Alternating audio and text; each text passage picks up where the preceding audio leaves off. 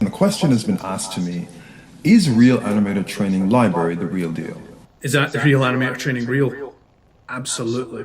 The real animator training provided by A&B Animation. It is absolutely the best ever. Is Real Animators Training for real? Yes. Yes, it is. Where have I been learning animation? Well, the Real Animator Training Library. And there's so many videos in the library that you could learn forever. I'm just so happy with the way that I've progressed since I've started in the A&B Animation Library. I'm a post-production artist. I'm also a member of the A&B Real Animator Training Library. Is A&B's Real Animator Training for real? I definitely have to say I think it is. I've been to art school for 4 years, and I've never had any lesson that was as good as the ones that A&B gave me. A&B animation can be a life changer. Certainly was for me. I totally love it. That's what I have to say. That's the way I have to say that I love it, because I must admit that at first I didn't trust it too much. I never thought that would make that difference in my life. So I went ahead and hopped on into the library, and that library is just so valuable, so many things you can learn, and every video is like packed with this information that I would never be able to get anywhere else. I bought this in support because it has changed my life, and you know, everyone's lives are being changed by this, and you know, this experience has been great. It's just truly amazing. I may have said that already. But yeah, it's been one of the best things that's happened in my life. Is Real Animation Training Library real? It doesn't get realer. Thanks.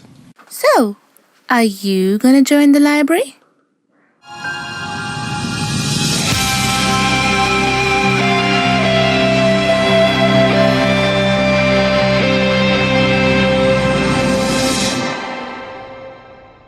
Hello and welcome once again to another edition of AMB Animation Livestream. Right, so I have been very busy developing an internal AMB animation project, a fun one that I'm working on to develop alongside Groundhopper, as we are continuing to get Real Animator Studios up and running. So that is the agenda at the moment. So live streams have been less, but I'm still going to be streaming, attempting to stream at least once a week to look at your work and to also share some tips on drawing and animation. We already have some amazing people in the chat, but we're going to begin this stream with a usual let's animate a head turn. So rather than me googling a random character and just drawing a single image of it, let's have some fun. So you guys know how this works. You suggest me a random character, I will Google that character, and I will attempt to animate a head turn of some sort for the first half of the stream, and then in the second half of the stream we will go into the global Facebook community, have a look at some of the posts that are in there which I feel I can bring some real value and assistance to. I'm not going to be doing all of the posts. I'm only going to be doing the ones which I think are could benefit from some solid feedback. If you seem to be doing the fine, I will just let you go about doing your own thing, or if you are just posting your own anime fight scenes or whatever. Yeah, live fantasy, that's a good one. It's a good one. To do that, Jang Taejing, it's head turn. I haven't drawn him for a while because I've been developing another project. That's the thing when you're getting the studio off the ground and pitching ideas. to you. I don't know which one people are gonna like. So so the Groundhopper is my passion project, and it's the one that I'm putting most of my energy into. But it may not necessarily be the one that grabs the attention of the wider community to get us going on a project. So great, you guys are suggesting characters for me to Google. So while you're doing that, I'm gonna say hello to the people in the chat while you keep suggesting. We've got the lovely Hervonia Baker kicking us off. Cameron Allen Davidson Black, how are you, sir? The adorable Kitcha Cat. Deruji, the man. Deruji, this has been just fantastic, this gift that you've sent me. I sit here when I'm having a break and I just thumb through it. Just absolute class. The Tales of Earthsea storyboard, Miyazaki storyboard, and I actually went on to Netflix and thought I will watch a little bit of it while looking at the storyboards, and it is so faithful to that. Okay, so we have got Dylan Draws, The Amazing Life Fantasy, Patch Tunes, Edge Deep, good to see you. And we have got some suggestions. So we have got, obviously, I would love to do a head turn of Jiang Taijing, but that's not what today's live stream is about. I'm going to be doing a lot of the Great One as soon as I get this tailspin thing out of the way. So stand by for that live fantasy. Aladdin, that'll be a fun one. An Aladdin head turn. And we have got a Spirited Away head turn. Who is Kamaji? Bugs Bunny, perhaps. I'm also amazed at how the storyboards. Yeah, that's that's what I like. That's, you know, a lot of my storyboards. I actually was updating my IMDb.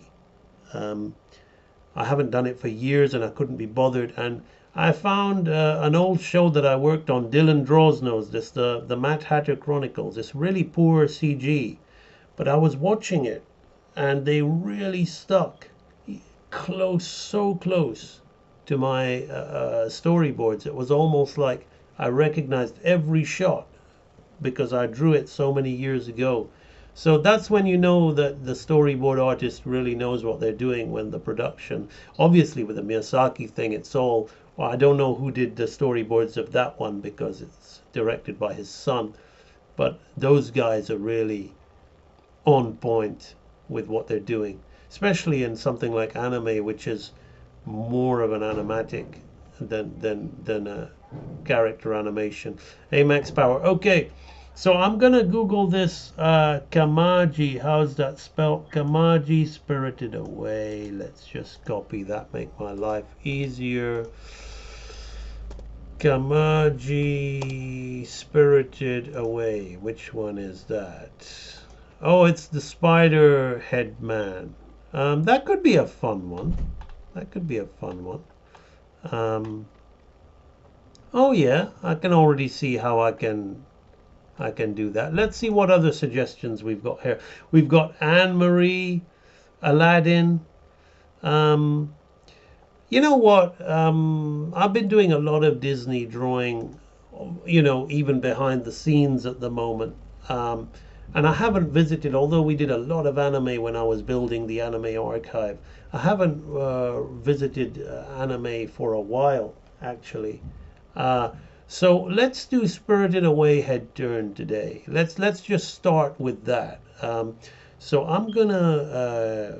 I think I can just hit the ground running with this guy because there's a lot of different angles of his head that I'm seeing here, and he's quite simple to draw, so he's probably quite fun. I'm not going to bother too much with his spider body, but let's have a little bit of fun with this. I'm just looking at a profile of his head. Okay, yeah, right. I know what I'm gonna do. Right. Okay. So let's get this show on the road. Okay. Gonna be fun. Fun suggestion. Okay. So what I see here is I see a couple of views of this guy. I want to get a little bit of his personality in there. So he's got a number of hands and going on there. So first off, can you hear my mic? Let me just see that. Yeah, you should be able to. Okay. Right. So I'm gonna just, we're gonna keep it kind of like, we're gonna have like his body hair like this. We've got to have some kind of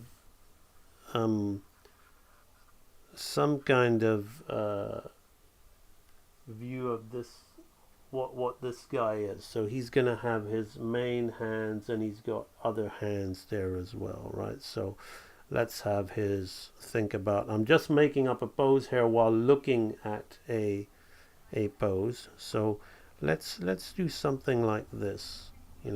I'm making up a pose while looking at another pose of him here. So he's gonna then have another pair of arms that are gonna be, this is the main thing for me to maybe he could have this arm coming up and scratching his chin, but then yeah, and his head will be in profile here while he's scratching his chin.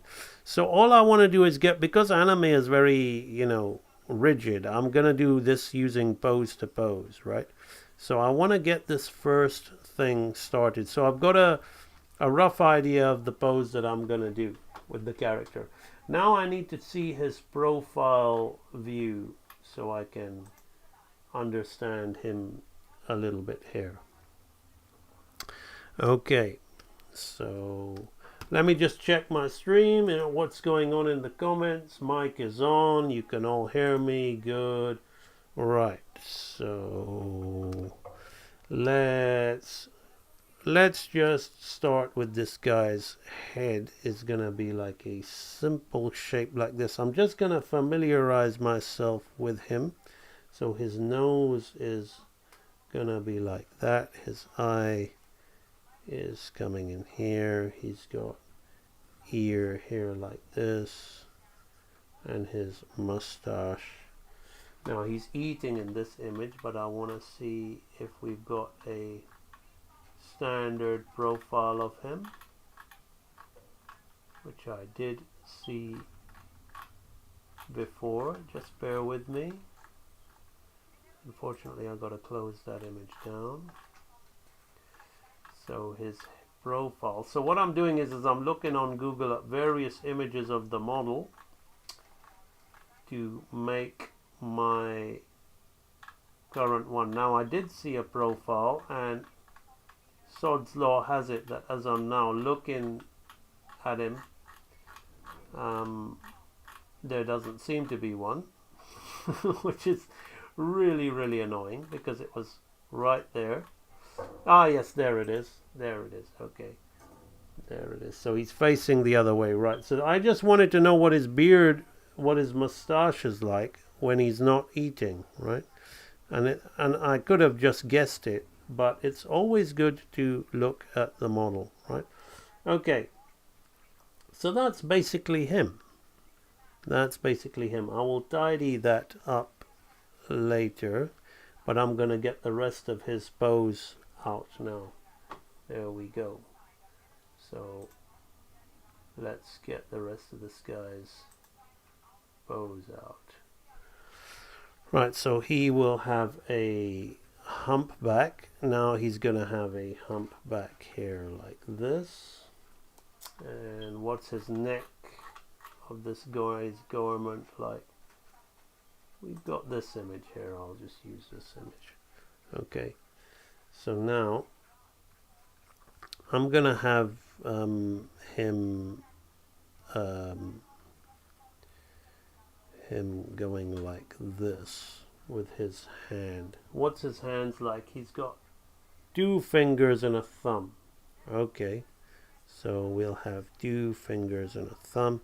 So it's the pose that really, you know, even with anime, which is limited animation. Yes, even the Ghibli, whatever stuff is far more limited than, you know, the Disney feature or the Bluth feature or the DreamWorks feature stuff, the hand-drawn stuff, and even the CG puppetry, but we're talking stuff. So, but what makes it good is the poses, right?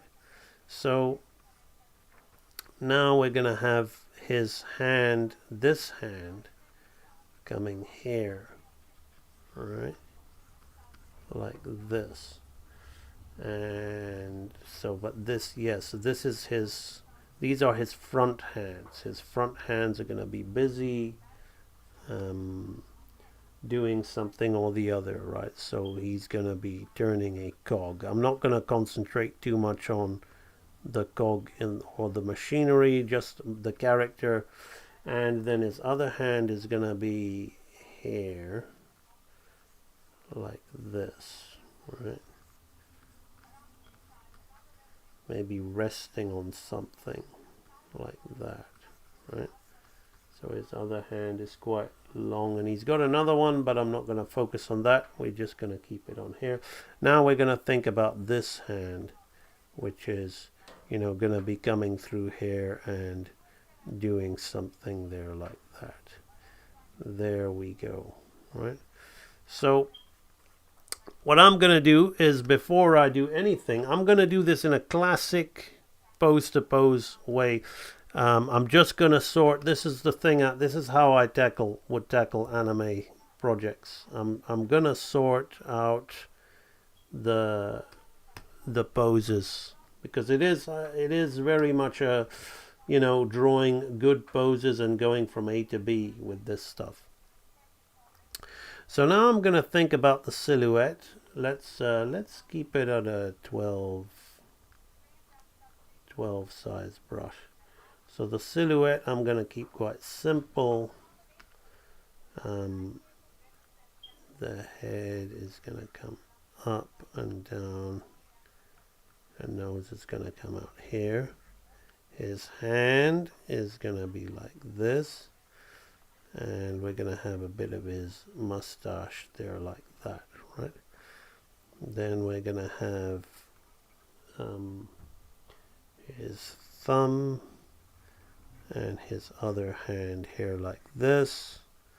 Same going on here, like this, right? So just something kind of happening there. Then I'm going to think about the silhouette of this coming through there like that. Okay, then we've got a lot of creases on his garment, which we can go in and tackle later on. So this is going to be here like this.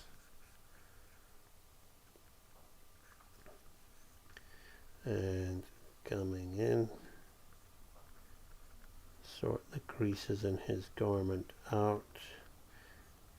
Right, now my underdrawing is a little strong, but I want to knock it back. Maybe I make it in yellow so we can see the silhouette of the character that we've got happening here, right? And now I'm gonna, before I move on, I'm gonna think of the next pose that I want to do with this guy, right? So, and we're gonna make it a little bit more interesting, but I've got to think about you know, the action. Let's see how we're doing on the stream. Pum, pum, pum. We're doing fine. Right, so before I go doing more drawing, I'm gonna think about my last pose, right? So he's gonna turn his head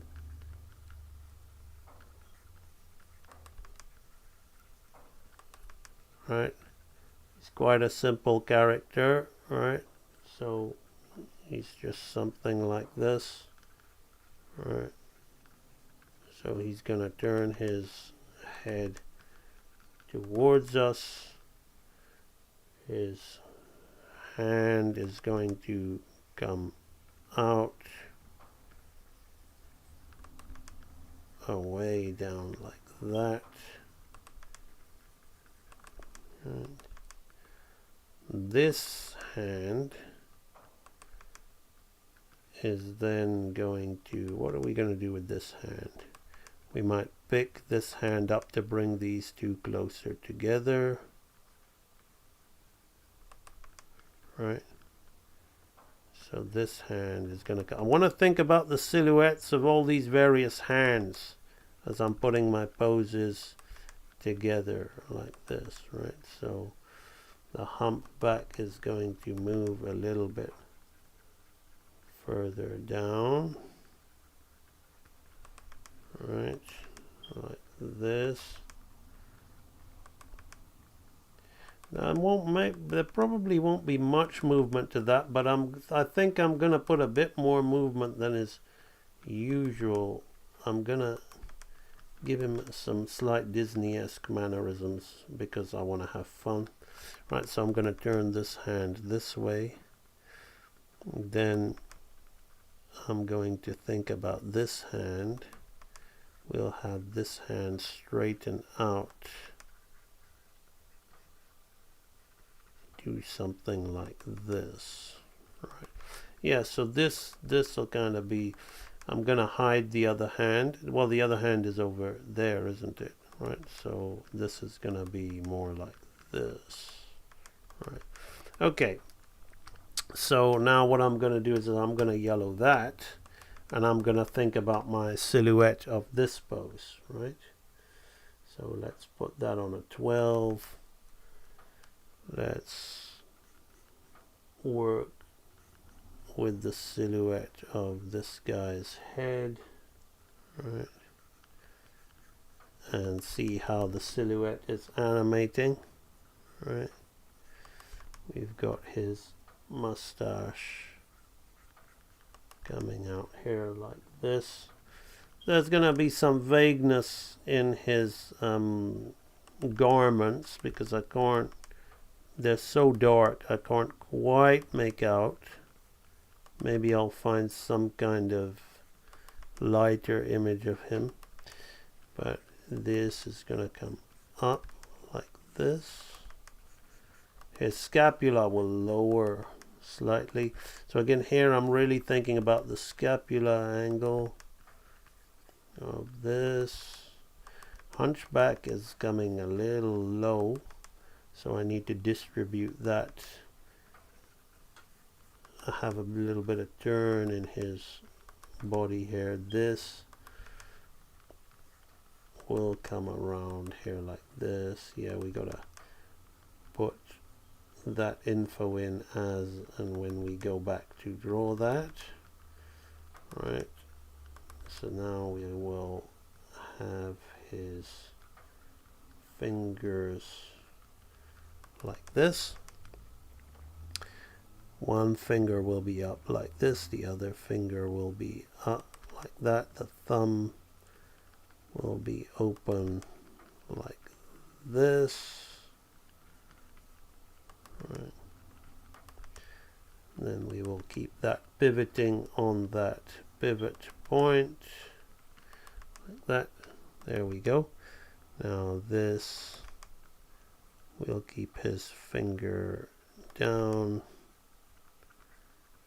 this finger up, have the thumb come through. Now this arm will be more stretched out from here,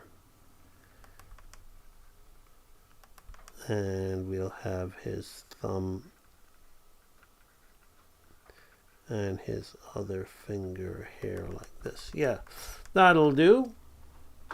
So we have his head turn that is occurring there like this between this and this. Okay, so now I'm gonna think of a I'm gonna go and draw these in, and then I'm gonna think of a midpoint of what to do, of how to break this down. How are we doing for time?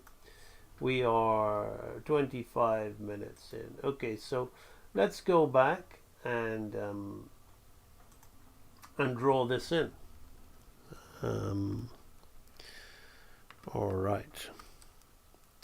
So he's got his glasses like this. He's got his cheek. He doesn't actually have any side to his glasses like that. And his nose. Where's that other image I had of him from profile? There it is. That's the one. So his nose is something like that. His ear comes up, down, and out like this. And there's just a little bit of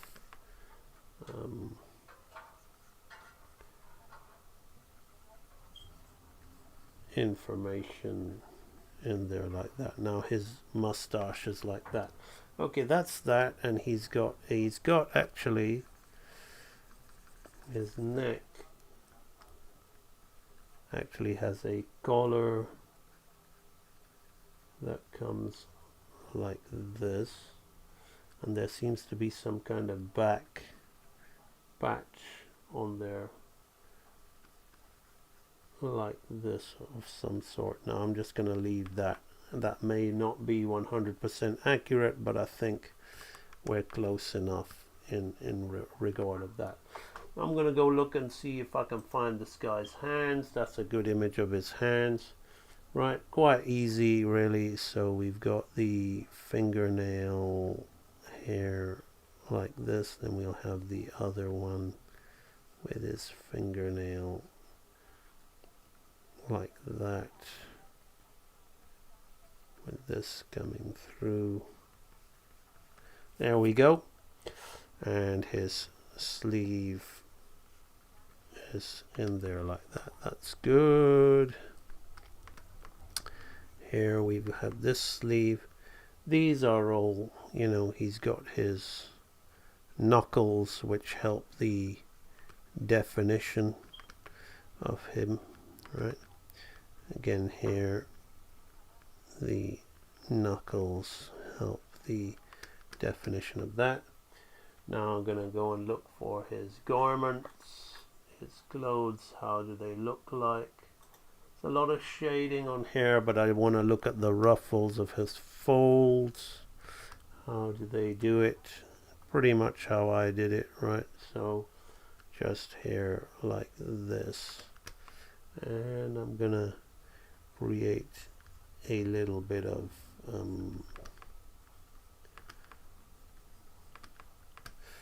let's just tidy this up a tad. Right, so 2, 3, the fingernail is here.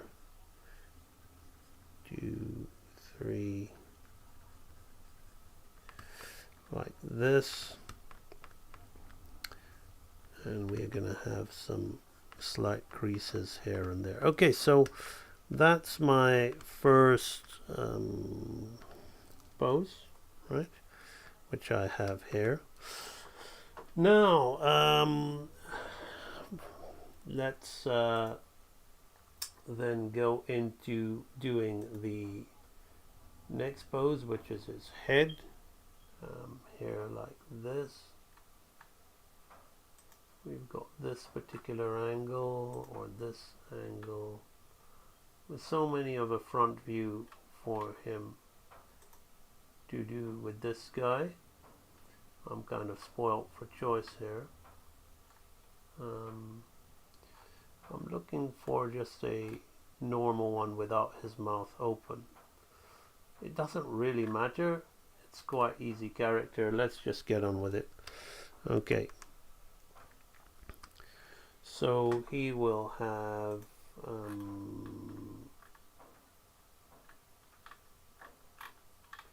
Just bear with me. I found a good one that I wanted to use, and it has gone. That's one of the things. I mean, when you're googling, you find an image you like, and then you find an image you don't, and then there we go. So that slows me down a little bit, but not too much. Right, his ears, I'm just going to tidy those up a little bit. Right. So here he has glasses, which sit over his nose, so the usual one eye width apart thing. The glasses have a little bit of a shine on them, which I can indicate. That shine is part of the personality of the character because he hasn't got any eyes, so the shine in his glasses is actually very important tool to getting the emotions across, particularly in this very limited form of animation that this film is in. Right, so then the nose is like this. His head comes more to the side like this. It's not as wide as what I had there, right? So it's more pointed. Yeah, that's good. That's a good head turn there. Then we have the ears, which are pretty much like that, right? And the mustache, we can have fun. The big bushy mustache that he has, like this. Right. And then there's a little kind of bit down here, probably from where he talks. Not that it really matters much in these movies because they don't break the dialogue down. It's funny, my wife decided to sit down and watch an anime yesterday. She wanted to see this thing called Garden of Words. So I said, yeah, I'll watch that with you. The problem with that, which I didn't have but she did, was it was not, I think it's the kind of thing that would be far better suited to live action. I mean, animation has its limits, especially if you're doing limited style.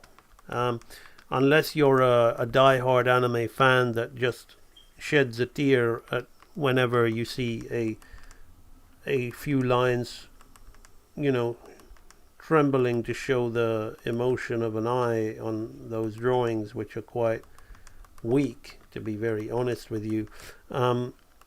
And you're a die-hard fan that just completely goes with it all. I'm somebody who draws, and I like to see drawings, so I forgive it a lot more, but my wife just couldn't take it seriously. Like, there was a scene where the woman character sort of broke down in tears and ran and hugged the guy character and was pouring her heart out to him, and my wife was just laughing her head off and saying, she was laughing at the expressions and the way the mouths were just growing and shrinking, and it didn't look like they were talking at all. And I said to her, look, the way you feel about that is the way I feel about a lot of the CG Pixar movies that you watch. I'm not defending the anime. It was horrendous. It was extremely weak. Extremely weak. I could see it working as a comic book. And you just read it if you want a short story that's, you know, soap opera, you know, material, and you get your kicks out of that, I think. But when you hear the dubbed, or even with the Japanese voices, and you see the limited expressions and limited mouth movements, I feel it's not suited, you know, unless you're gonna really try to get a sincere performance and do some really sincere, subtle acting. That kind of material is gonna be very hard to pull off for the average viewer. And it made me think. Well, I love to see drawings move, and people who draw like to see drawings move.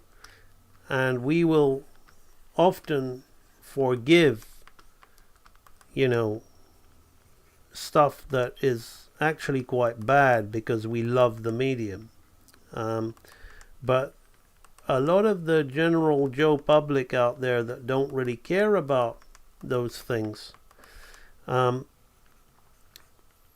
going to have a hard time taking this stuff seriously. And I guess that's why these CG puppets are so popular, because, the brain doesn't have to work as hard to be so invested in them.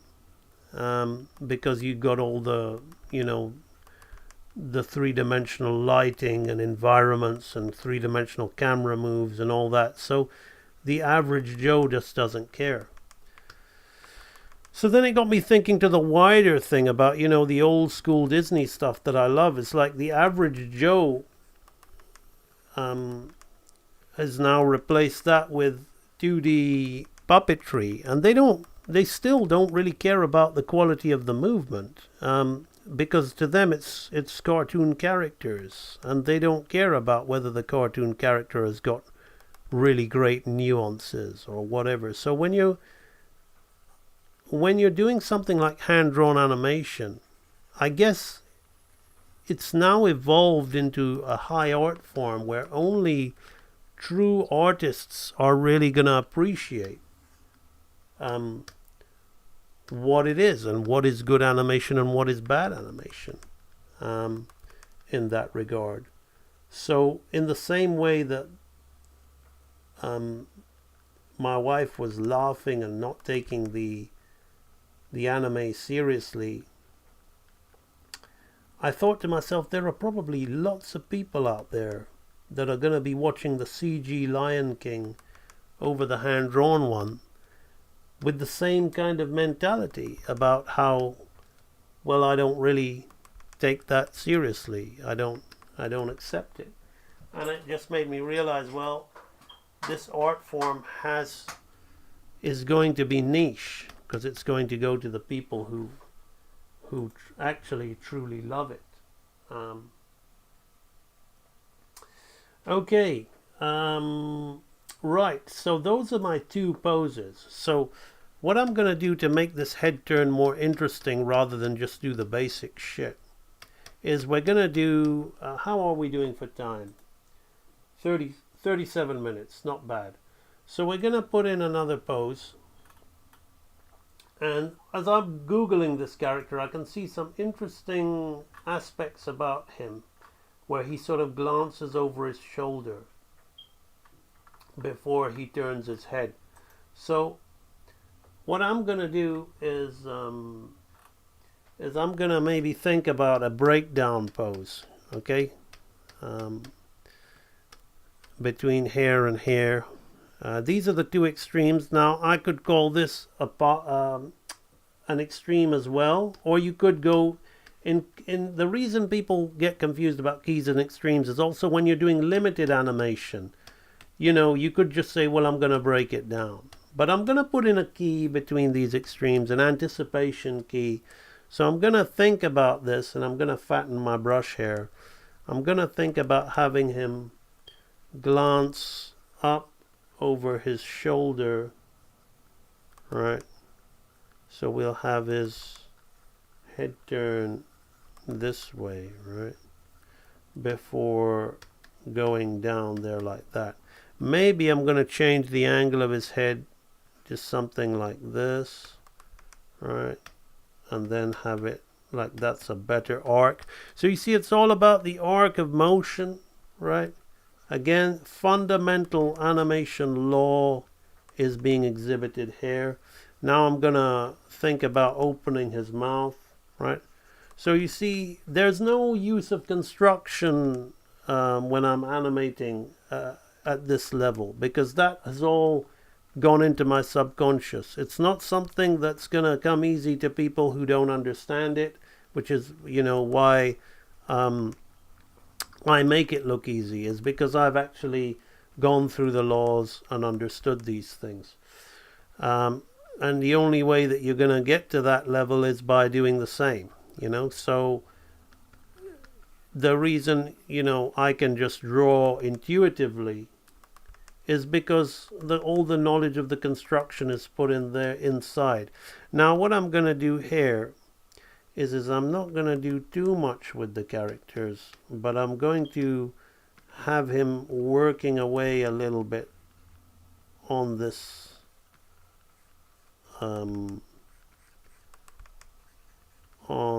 thing while he's kind of so we're going to just pretend that there's something being turned here. I don't have time to really think about what his tools are or whatever. I'm just doing this for the live stream, so you got to give me that, right? I want to get through this quite quickly, right? So now I'm going to have his finger open and his other finger come in like this, and have his hand come out like that. Maybe bring both fingers in, maybe bring them more in and into a kind of, let's play with the wrist a little bit, right? Let's lower this hand a little bit here like this, bum bum, yeah, right?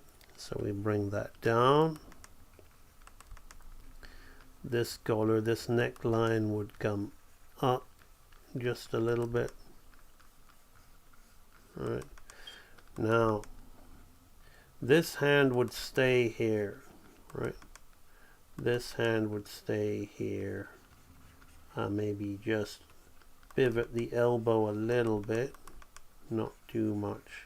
It's about knowing what, when you're doing the subtle stuff, knowing what to move and what not to move, right? So this would be here. Now this arm we'll have continuing to do the work here like this. We'll say that he's moving those down there like that. Okay, so we've got something like this at the moment, right? Bum, bum, bum. Right, so let's go in and draw that, right?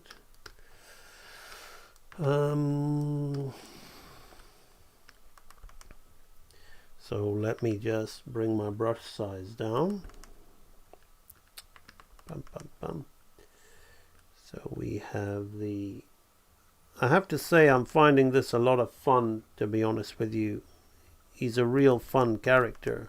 So we've got a little bit of a head turn going on here already with the anticipation key.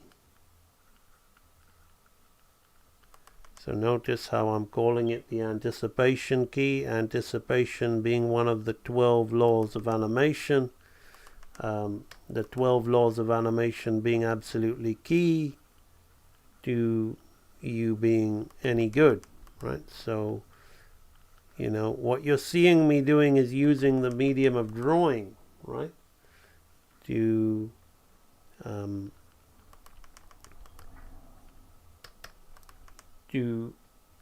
animate with, right? So a lot of people get confused and think, oh, well, I've got to really be good at drawing, so I'll focus on my drawing.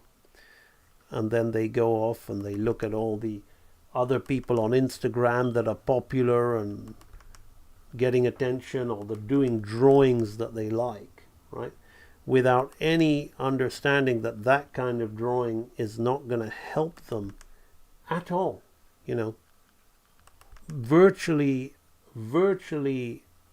you know, in no way, shape or form, at the very basis level, you know, it'll give you a little bit like, for example, if you want to compete in competitive fighting, being fit will give you a small advantage, right?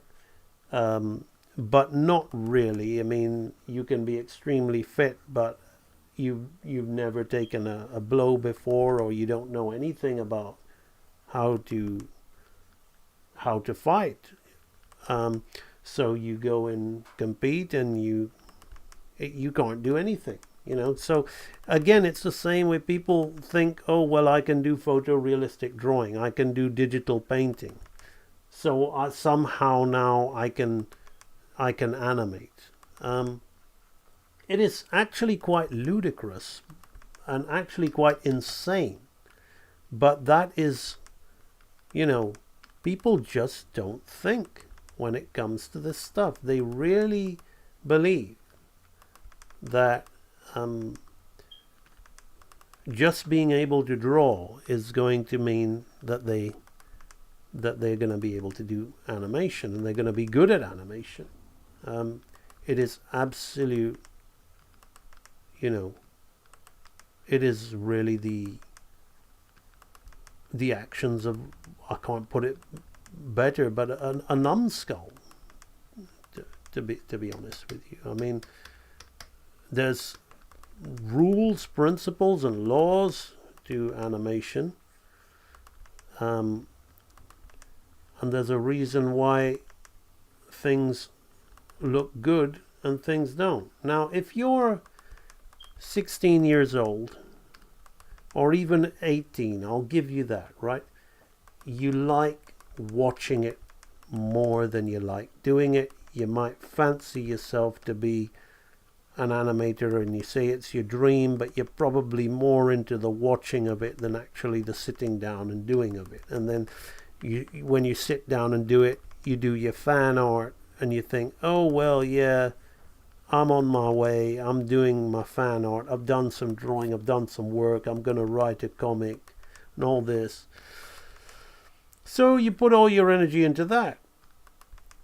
And then you think magically somehow your animation is going to be good. And then, to be fair, a lot of people at that age that are just into the watching of it don't really care about so much about how good it moves or whatever, because they're fanboys or fangirls or fan him hers or whatever is the jive speak today, I don't know, but they're fans. Let's just say they're fans. They're more fans than they are artists, so they're literally blind and oblivious to whether the stuff moves well or not, and they just like, what they like doing is looking at the drawing. And fair play to them. If that's their goal in life, then they should work at just the drawing. But it doesn't often end that way. It always ends in tears and heartache, and in the end, quitting. Because, as I said, it's not really about just doing illustrations. That's not going to help you animate in the slightest, really. If you want to be doing stuff like what you see me doing here, and I'm telling you that you can. It really is not that hard to knock out studio, especially to knock out Studio Ghibli level animation, which is, you know, not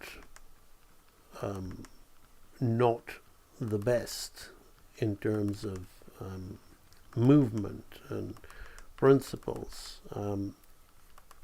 What makes it world class is the quality of the everything else, the filmmaking process, the art direction, the cinematography, the character designs, the production designs, the lighting, the draftsmanship.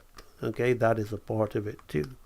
And that makes it world class and second to none in many regards.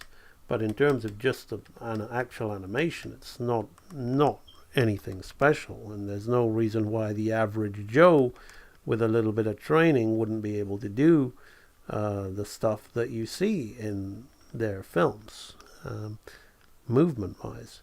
Right, so here we've got our breakdown key, which now exists up here, or we could call it our key between our extremes, which I'm going to, well, I'll ask you guys, okay, in the chat, and we'll come back and look. What did I call this particular keyframe? Okay, we've got this frame and this frame, what did I call this frame? I gave it a name besides a breakdown and a key. I gave it I referred to it, and I referred to one of the laws. So see if you guys have been listening, right? All right, so now I'm going to put in the breakdown, right? So we're 50 minutes in. I'm going to put in the breakdown. Dun, dun, dun. Yep, you got it, KA, anticipation. Anticipation key. Well done, KA. Right, so now we've got our two extremes, our key, and we're going to put in the breakdowns, right? There's going to be one breakdown between here and here, and one breakdown between here and here. This one is the most fun, so I'm going to go ahead and do this one first. I'm going to see if there's any images of him that might help me. Probably not, to be honest with you. Maybe I might open his mouth as if he's talking a little bit, because there's a fun image of him with his mouth open and it'll make it a bit more interesting. The breakdown itself is going to be quite straightforward. The main thing to think about, though, is the lifting of this hand, right? Right, so this hand is going to be lifting up there and being placed down there, right? So this is why sometimes we would use separate charts, right? So let's think about how, you know, he'd need a shoulder blade of some sort there. So I've got to think about the anatomy action occurring here. So this hand, I'm going to deal with something that we call thirds, all right, with a spacing that we call thirds, and I'm going to put in follow through, overlap, and drag there, right? So we can see a little bit of that. That's the big one. That's the biggie. So let's now think about the head. Bum, bum, bum, right? Now, instead of doing the obvious thing and going straight, right, I'm going to bring his head up. I'm going to bring it round, right? You might want to just go like that if it's a fast turn, but I'm going to bring it up, round, and down like a big circle, right? Because what the interesting thing is about this character is I found a frame of him. Now this is the way I would just do, like a diamond hair and two eyes here like this, right? Bum, bum, bum. Notice how I'm changing the angle of the head. I'm straightening it out a little bit. What's fun about, we want to make it fun, right? You don't want to make it like the basic shit that, you know, some half-talented YouTuber could also do. We want to make it beyond them, because I am beyond them, far beyond them. So we want to put that in the live stream so you can see and understand not the fact about me being far beyond them. That's just a simple fact. But I want you to understand the things I'm telling you about animation so you're aware of that. It's not about me being beyond them. It's about you being aware of what the good animation law is. Right? So we've got a good arc going on in the head. So he's going to open his mouth. I'm going to make his head a little bit bigger. We'll do that later on here. Now, again, here, we're going to use a little bit of the... We're going to put the arm and all that on half, right? But we're going to keep the hands on a little bit of a kind of favor here, still gripping the machinery, right? Maybe this one will come up a little bit more. This I'm going to open up on a half, right? So you see I'm juggling with various different spacing here. And this is often why I don't bother with, even when I give my assistants work, because I'm so fast. I don't really bother with too often with multiple charts. I'm quite bad at doing them, to be honest with you. because I've just been used to the way my mentor trained me is very, very fast. This kind of milk cow way of doing things, just blocking, and then, going in and really developing your draftsmanship so you can just knock it out. By the time I've finished, people are still trying to work out their chart. Writing, other animators are still trying to work out writing their charts. And I'm like, okay, Mr. Assistant, I'll give you an indication of a multiple chart, but if it's different to what I've drawn, stick to my drawing. Right? So the difference here, what I'm not liking is, you see, this is on a third hair and this is on a third hair. So the timing here is too samey of this hand reaching up. So I'm gonna reverse it. I'm gonna put this 2/3 of the way away. Right, so I'm gonna bring this hand up quicker, maybe bring it at a halfway to play it safe, but I'm gonna change the arc of that and bring it out this way like that. Boom. Right, so now this arc is going up here and this arc is going like that, so it feels nicer. Right, you understand? All right, type yes in the chat if you understand. Right, or are you learning something? Now I'm lowering his body here because the movement has to compensate the action that's going on there like that. Okay, so that's one breakdown. So let us go in and draw that. Let's put the brush on a 12. How are we doing for time? 54 minutes. LR, yes, my brain is getting bigger. Awesome. My brain hurts. That's because you're probably trying to use it too much. Just absorb, right? Absorb, relax. One of the things I've learned in life personally, because I always had a burning desire to achieve my goals, succeed, and always frustrated, the urgency, wanting it now. But what you got to understand is your goal is being achieved right now. The very fact that you're participating in this live stream, absorbing subconsciously, not necessarily consciously. The subconscious is the real thing, that where you're programming, you're downloading information from my brain into your brain, right? So you're in the right place at the right time if this stuff matters to you, right? So relax. Don't worry about whether you understand it or not, right? Your inner mechanism, your sober mechanism,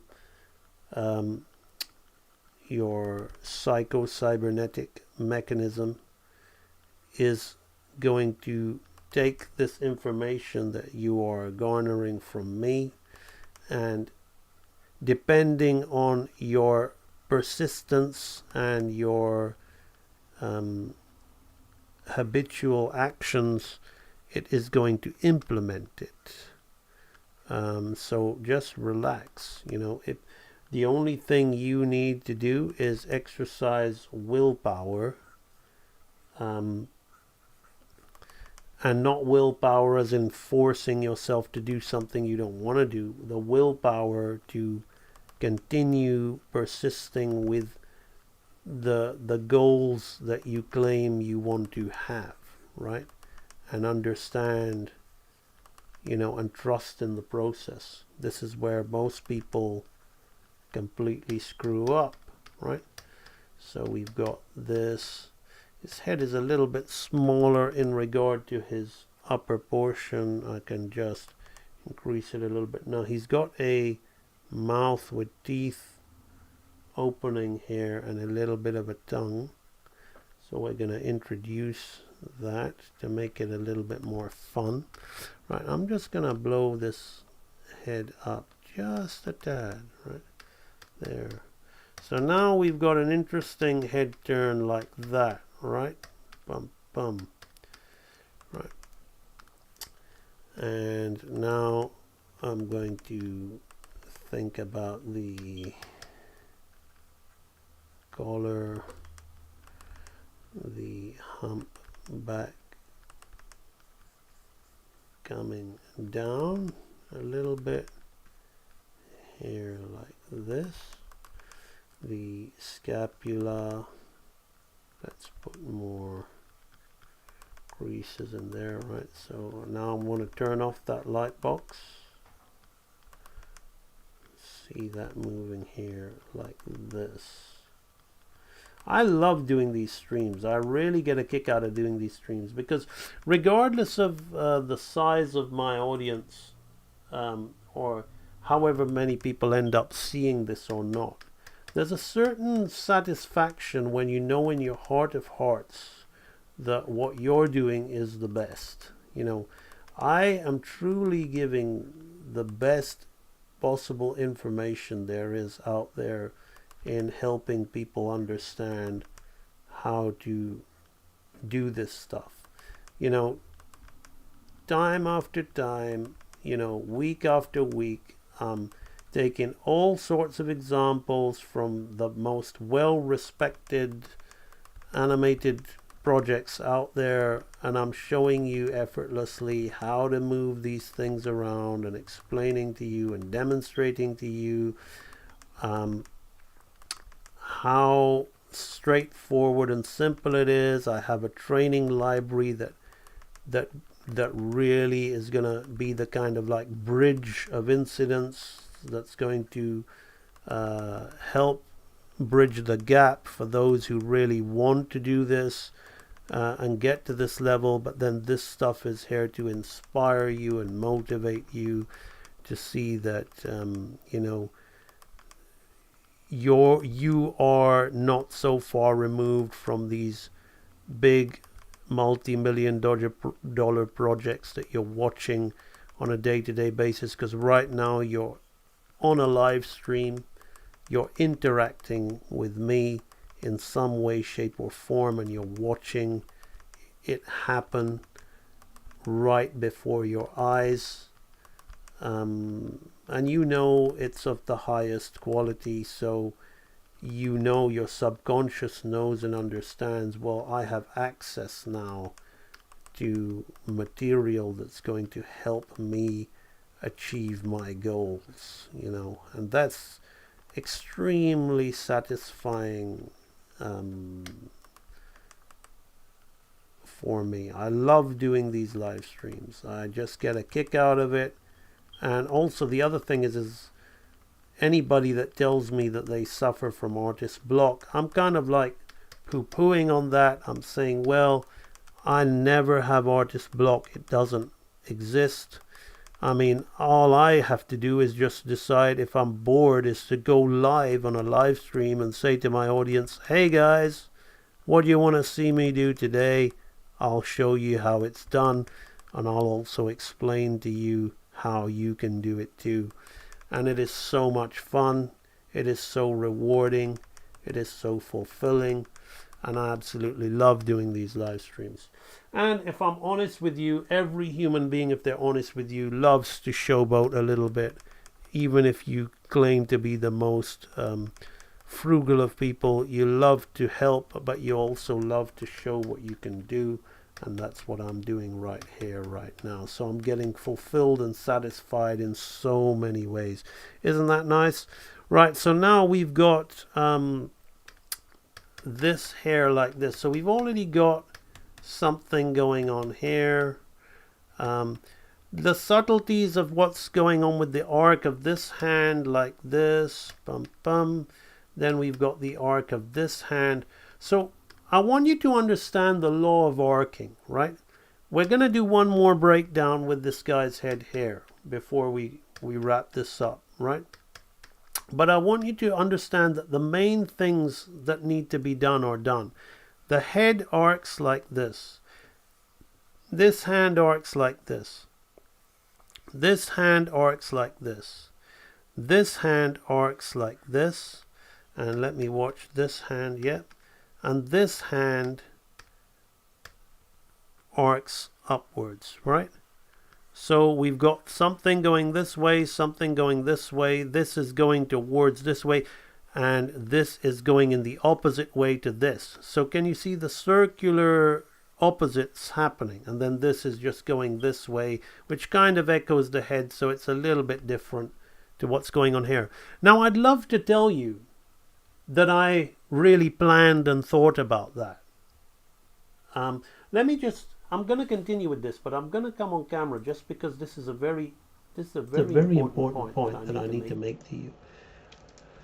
Most of us have been watching this from the beginning. You've all witnessed this happen right before your eyes. Now, I didn't make any thumbnails. I didn't make any planning. I just Googled it, drew whatever I drew, and it just happened, right?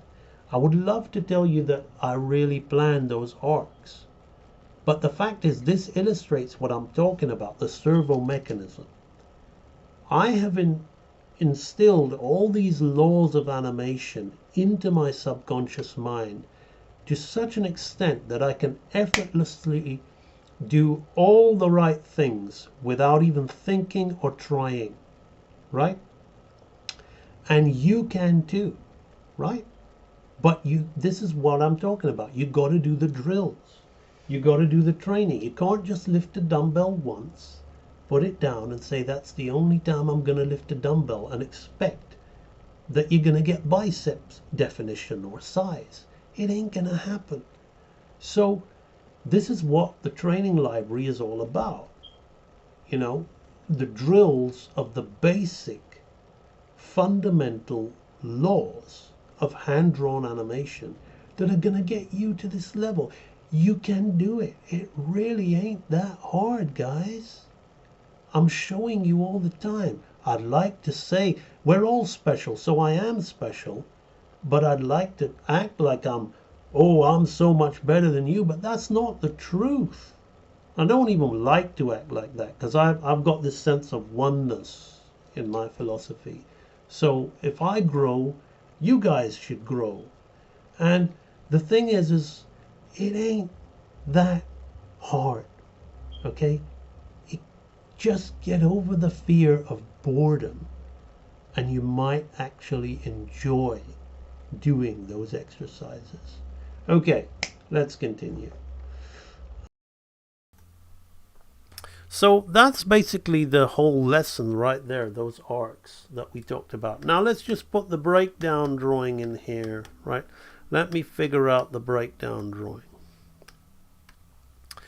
So the breakdown drawing is going to be extremely, you know me, I'm kind of Disneying up this action, but I can feel it happening, so I'm going to do it, right? So I'm going to bring his head down. So I'm going to put in one extra drawing, right? But I'm going to bring his head down like this. Here I'm dealing with silhouette, right? So I'm going to bring his head down. I'm going to bring his hand down, right? Yeah, I'm going to bring his hand. That's perfect because then it almost looks like he's stroking his mustache a little bit, right? So we're going to bring his hand down like that. Bum, bum, bum. Then these things are going to be continuing on with their work, whatever they're doing, I don't know. So we're going to bring those down. And I'm dealing all in silhouette here. We're going to bring that up on a half, right? I'll just go in and tackle these. The knuckle will come here like this. Bum, bum. Right? Like that. This will just be a standard in between like that, right? So the bringing down of his head will then mean that he's noticed something in a timing sense, right? So if we watch his head, right? So now it looks more like there's, a little action. He's anticipating the anticipation key, right? An anticipation of an anticipation, right? So just bringing his head down there makes the world of difference to the action rather than just raising it. Okay, let's go in and draw that. Bum, bum, bum. See you, Deruji. Thanks for joining us today. I know that Daniel Garcia, being a big-time anime fan, would really like this stream.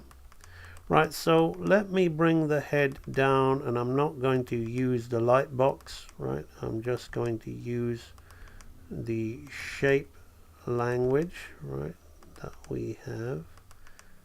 Never, especially for the subtle stuff, that's a big no-no. A lot of people think they want to do this hybrid form of hand-drawn animation with traditional puppetry. And they think with, no, traditional puppetry, oh my god, that would be stop motion. But with digital puppetry, which is the 2D harmony stuff, right? But they're really foolish. I'm sorry to say, just absolute foolish, because they think the fast-moving Sakuga stuff should be drawn and traditional.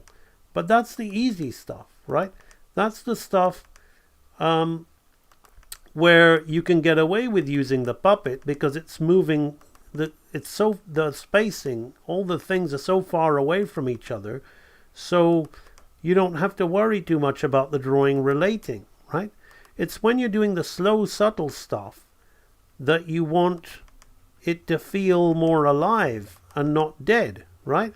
But if you're just sliding a deadpan single image around because you're worried about the volume and it's not really changing in form and dimension and it's just sliding, then you're creating a really, uncanny, awkward, lifeless little shift of motion that is just awful, that really sticks out like a sore thumb when you see the organic animation happening, and then suddenly this dead, unnatural drift of the head occurs without any kind of shift of dimension.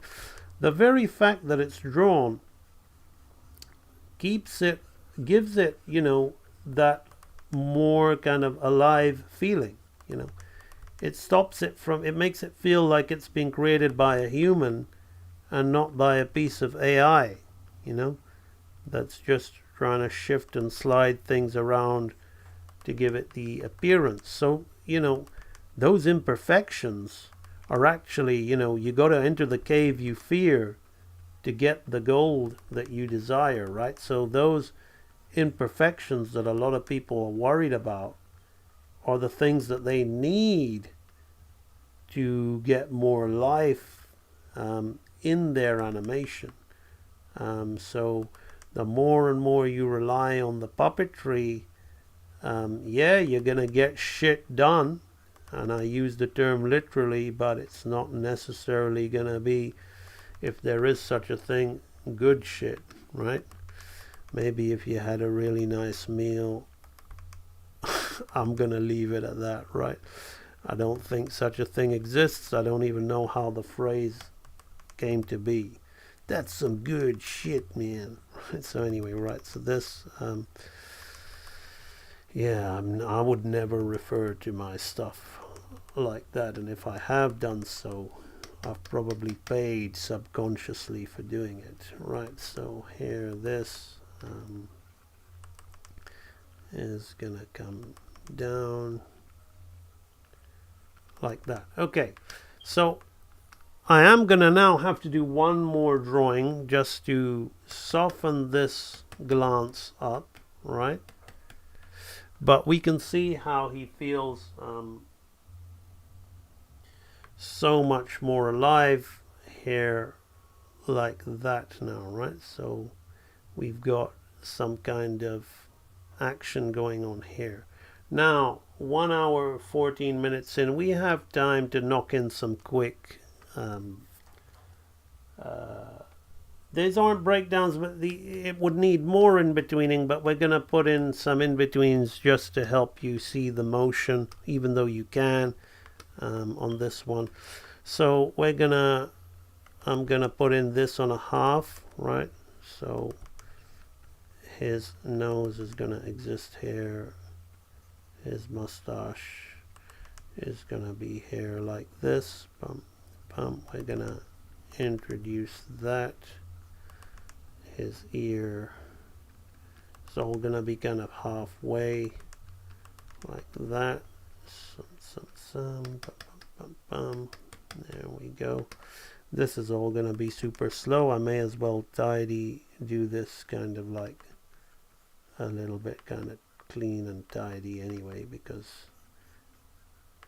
it's all kind of in the same position.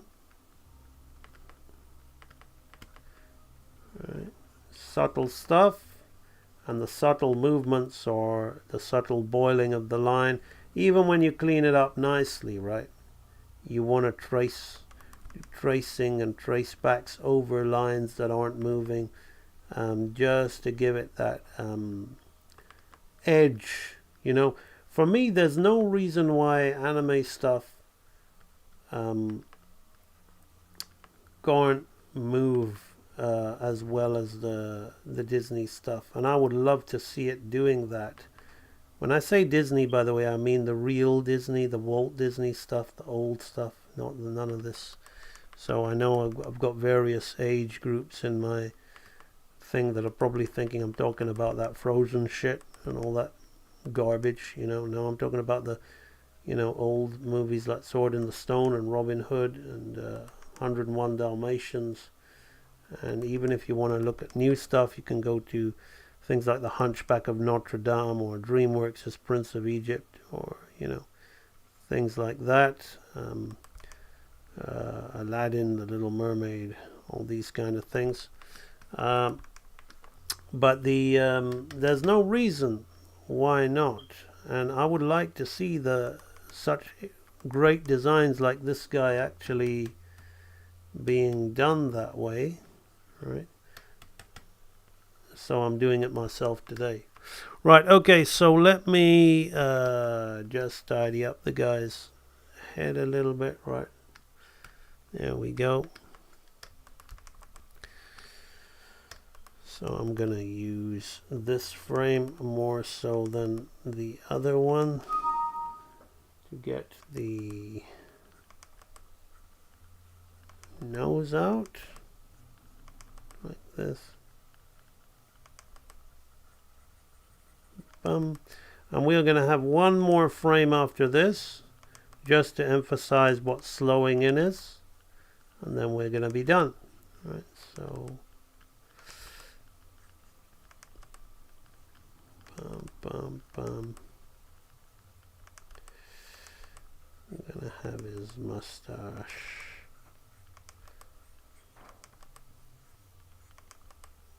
Mustache and hair you can treat a bit like effects animation, you know.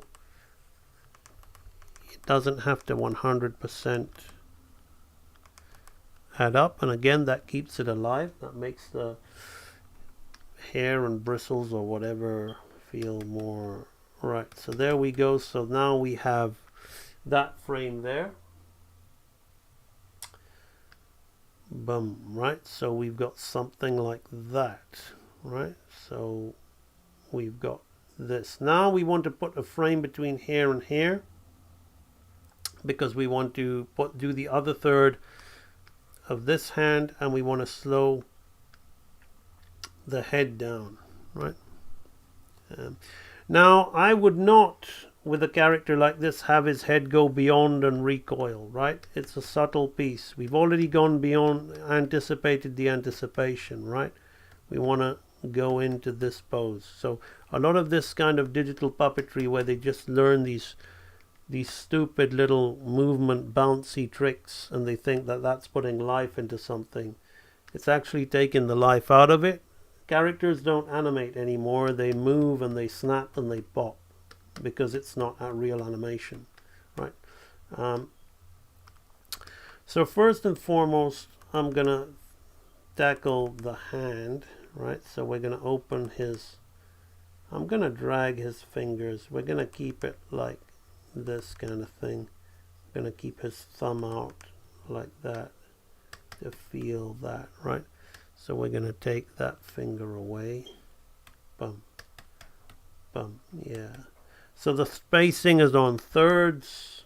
If you don't know what thirds is, join my free Facebook group and do some of the free exercises in there. If you don't have the discipline, dedication, devotion, and passion towards animation to join my library, or you want to get started, join the Facebook group and all will be given to you about halves and thirds in there. Right, so now this is simply going to be a half, right? So no snappy movement in the head, right? We're going to keep it just as is, like this. Maybe I put a little bit of drag on the mustache. Bum, bum.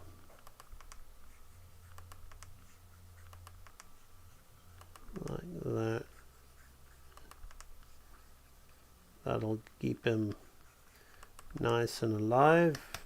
So, yeah, we'll put a little bit of the chin and the mouth in there to take that away out of that. Yeah.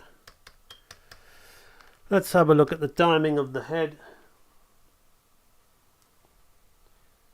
I've seen it only once. I've seen it more than once, but I would say I've only really seen it once, where I've sat down and watched it uninterrupted once. Okay, so there's a head turn, right? And we see the hand happening there like that, right? All in just around about an hour and a bit, right? But let's go and wrap this up now.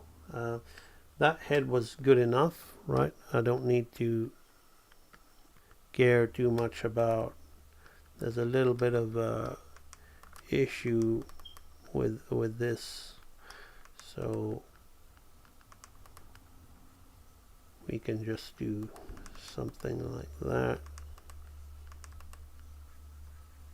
Bring it in to line. Bum, bum, bum, bum, bum. There we go. Zoom, zoom, zoom, zoom. Right. Now what I am going to do is I'm going to just make this hand a little bit more his hand like, right? So literally hands are just so easy. Again, once you've learned the fundamentals of anatomy, drawing for animation, and understanding what I call the secret science of shape simplification is incredibly straightforward. You know, again, it's drills, fundamental drills. Right, so let's look at the spacing that occurs here. Right, so this we're going to put on a half because we played it with the favor down below. Right, so immediately spacing wise becomes extremely simple. No thinking about stupid software gimmicks like curve editors to do this timing for me. I know what to do. I understand the first cause law, the law of laws. The first law that you start learning animation with becomes the last law that seals the deal into how good an animator are you, is the law of timing, right? Timing is everything when it comes to this stuff, right? You want to be a good animator? Timing, right? Start with timing, end with timing, right? Everything else is contained within timing. What's the timing of your anticipation? What's the timing of your secondary action? What's the timing of your squash and stretch? What's the timing of your follow through, overlap and drag? What's the timing of the staging that's occurring between the characters or the one character in the scene? What's the timing of the overall storyboard?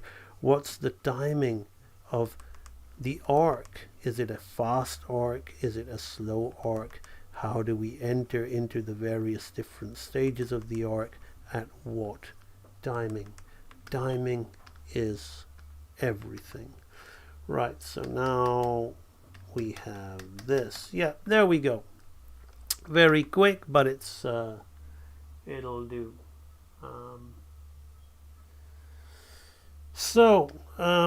This is the head turn that we have animated of the spider guy from Spirited Away in just about an hour, right? So there you can see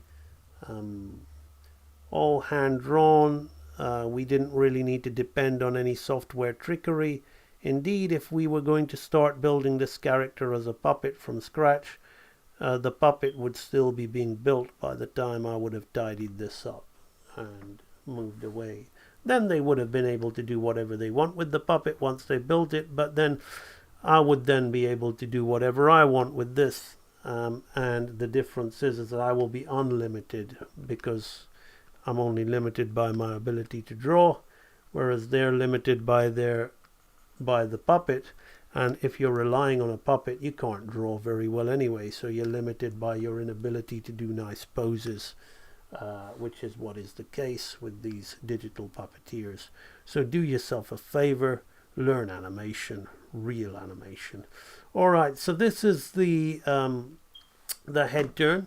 I'm gonna come into the chat. We're gonna go looking at people's work into the group. I really enjoyed that one. But before I go looking at people's work into that group, I'm going to talk to you about the sponsor of my live streams. It's none other than myself. I sponsor myself. The AMB Animation Real Animator Training Library is available for you. You have watched me effortlessly create Studio Ghibli quality animation on a live stream while casually talking to you with a well-known character of theirs. A character that has 4 arms. Okay, you've watched me animate all those 4 arms and hands and turn the head effortlessly. It is not something that is so difficult that is beyond you. I have made it within your reach. I have created this thing called the Real Animator Training Library, which you can be a member of by visiting ambanimation.com and simply clicking to join the Real Animator Training Library. You will be taken to this page where you will see a ton of information and videos for you to watch about what you will be doing to get to this level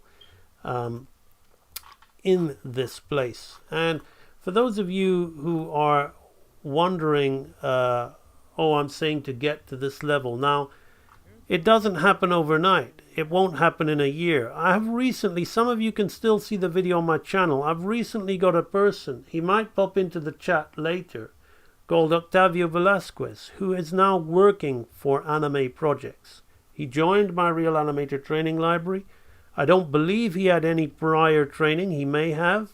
He needs to talk about that, but he joined my Real Animator Training Library, and he is now enjoying a career as a freelance animator for established Japanese anime projects. What those projects are, I personally, as of do not know. I will have to ask him, but he said that it was an established studio in Japan.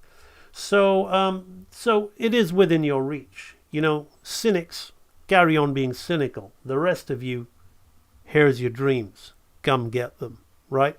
So, you can also see this guy here who I'm very proud of. I've got this video here showcasing students' work in the training library. This guy has made this film after 3 years of joining my library, and he's really, becoming quite a character on Twitter. People are loving his work, and so they should. So this guy has made his own animated film, and compare this to what students at CalArts and Ringling are doing. How much did they pay for their degrees?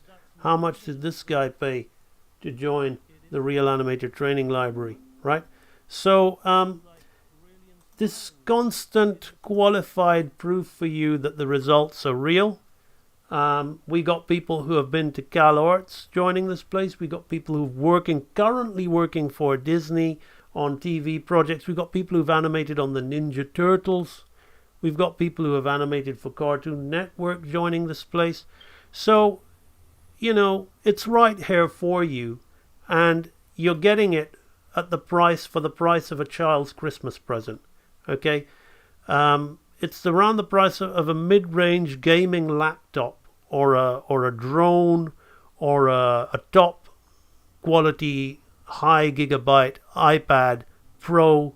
You're getting the world's best animation training. So you really have no excuses other than whichever one you wish to delude yourself to continue the delusion that you actually want to do this. Because if you really want to do this, you can do this, and it's right here for you right now. I am that direct connection, and all of my brain, all of my knowledge, everything I've shared is given to you in these training videos, in these training archives. So if you click on training archives, you can save yourself a ton of money and get them in bundles, or you can buy them individually. And here you have these step-by-step archives. For example, the basics archive, you focus on the 6 laws of movement. What did I talk about when I was doing this thing? I talked about timing. I talked about arcing. I talked about slowing in and slowing out. I talked a little bit about solid drawing. I talked about pose to pose and straight ahead. I talked about follow through, overlap and drag, and maybe a hint of squash and stretch. That's what I talked about. Those are 6 of the fundamental laws that you learn through doing these step-by-step follow-along exercises. They're all done in that way. You're not supposed to watch the video and just go away and then try your own little anime. You're going to copy what I do, but you're going to follow it step-by-step and absorb the information. So you're going to go through balls, pendulums, basic walk, standard walk, jogging, run, front walk, front run, head turn series. Now, in the intermediate archive, you're going to be doing flower sack exercises, and you're going to be learning about what we call the 6 laws of life, which build on the basic laws of movement. So what else did I talk about? We talked about anticipation, didn't we? We talked about primary and secondary action. We also talked about squash and stretch. We talked about exaggeration, appeal, and staging, right? All of these things are what make this thing feel alive and not dead, right? Deadpan. So you're going to learn those by moving around a simple flower sack. You're also going to learn about quadruped, basic quadruped walk, trot, canter, and gallops. In the advanced archive, you're going to move on and you're going to learn about how to draw your character on model. You're going to do turnarounds like, you know, this isn't a flower sack, obviously, or is it? This isn't a bouncing ball, obviously, or is it? Well, you're going to make those connections through something called the secret science of shape simplification to be able to draw things on model and understand how to turn those shapes and those simple things into full-blown characters with appeal and designs, the kind of thing you really want to be doing, advanced animation. You'll also have a little go at dialogue in this archive as well. There's also, aside from the training archives, you have the edutainment archives, which contain content which is very similar to what you've seen me do here. Did you enjoy this? Well, we've got the most recent one is our anime, Sakuga, and effects breakdown archive. I'll just let you watch the trailer for that, and it's pretty self-explanatory about what it is. So you the same way you watch me do that, you're going to watch this stuff in this archive. The Real Animator, Anime Sakuga Action, and Effects Animation Breakdown archive is now here. It's time for you to get a real insight and understanding of how to animate hardcore anime action and explosive effects. Watch as I reanimate a section of this epic Sakuga fight scene and break down everything in it, shot by shot, right before your very own eyes. Deepen your understanding when I reveal the secrets of Sakuga effects animation to you by reanimating these stunning fire, water, smoke, and explosion sequences, all for your growth, development, and progress as an anime animator. You always dreamed of animating pro-quality anime action scenes, but somehow you never seem to get your stuff to look and feel the way you know it should. That's only because you're consuming amateur content by untrained, inexperienced content creators, or simply watching certain great artists do their thing whilst not really explaining the real stuff, and leaving your insides wishing you were as good as them. Now it's time for you to up your game by upping your content. Learn from a master who has nothing to hide and who wants you to become a master animator. Become a real animator with the Real Animator Anime Sakuga Action and Effects Archive. Now available. The link is in the description below.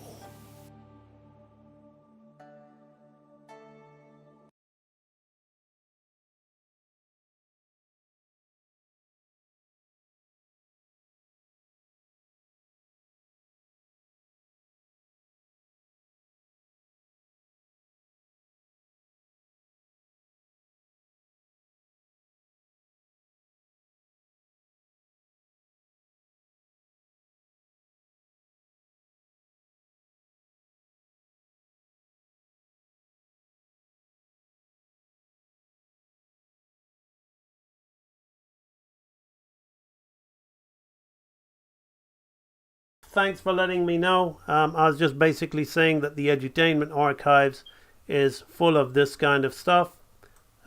If that's what you enjoy doing and you're more of a hobbyist than the real deal, then there's something for you to enjoy in the edutainment as opposed to the Real Animator Training Archives. So that is the Real Animator Training Library, the world's best learning resource in the craft of hand-drawn animation. There seriously are no excuses for you. You watch me time after time, week after week, knocking out the world's best animation right in front of you before your eyes, revealing the secrets of how it's done. And there's really is nothing to it. It's just a repetitive process of doing certain exercises over and over again until they are drilled into your subconscious. And I'm giving you those exercises specifically within the walls of the Real Animator Training Library. Okay, now that is that. I am now going to go on and have a quick word with you guys in the chat before we move on to the second half of our live stream and have a scroll through the walls of our global Facebook community and look at all of the hard work that people have been doing, where I can offer my feedback and suggestions. Much like the way this guy is turning his head here, I will turn my head and look at your work and help you guys improve. But what do we want to do? We want to do this. Before we do that, I'm going to pop into the chat and involve my live audience with the conversation.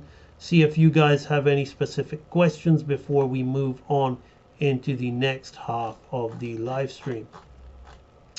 Not much chat going on while that was going on, so that's all good. You guys were clearly paying attention to the stream.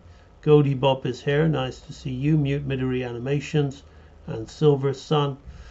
In recent years I came to like the Ghibli features which just regular people like Ocean Waves and Only Yesterday, but those could also just be done in live action. Yes, that's true. How do you do the creases in the clothes? Well, again, if you look at my top right now, it's very much like musculature. The latissimus dorsi attaches to the humerus bone and goes all the way to the top of the pelvis. So what's happening here now, when I bend it, there's going to be a fold and a crease under there at that point. So you've got to know it's basically around the joints. You just draw your folds and your creases. So anatomy. Once you figure out anatomy, everything else just literally. And that's why I always start from the bones, because once you know the origin and insertion points on the bones of the muscles, it's all quite easy. And then figuring out clothes and all that is, again, part of that process. Hello, Chicken Scratching. Nice to see you.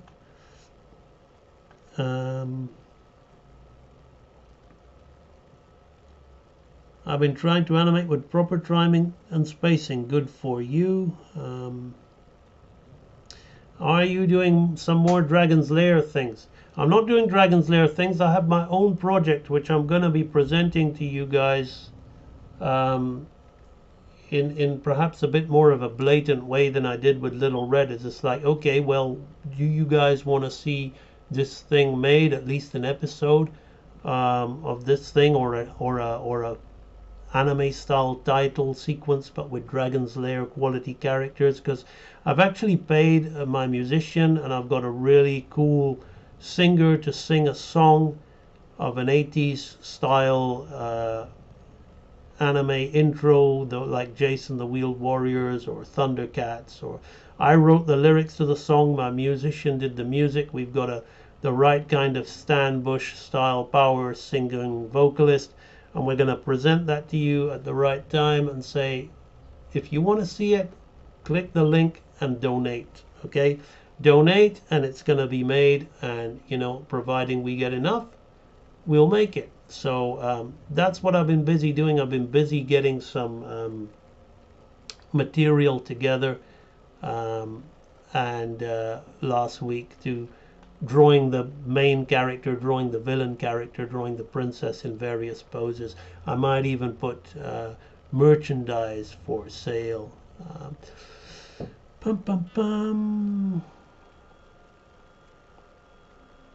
Fame is nice, but not what motivates me. I want to create and what I find entertaining and interesting. Yes, indeed.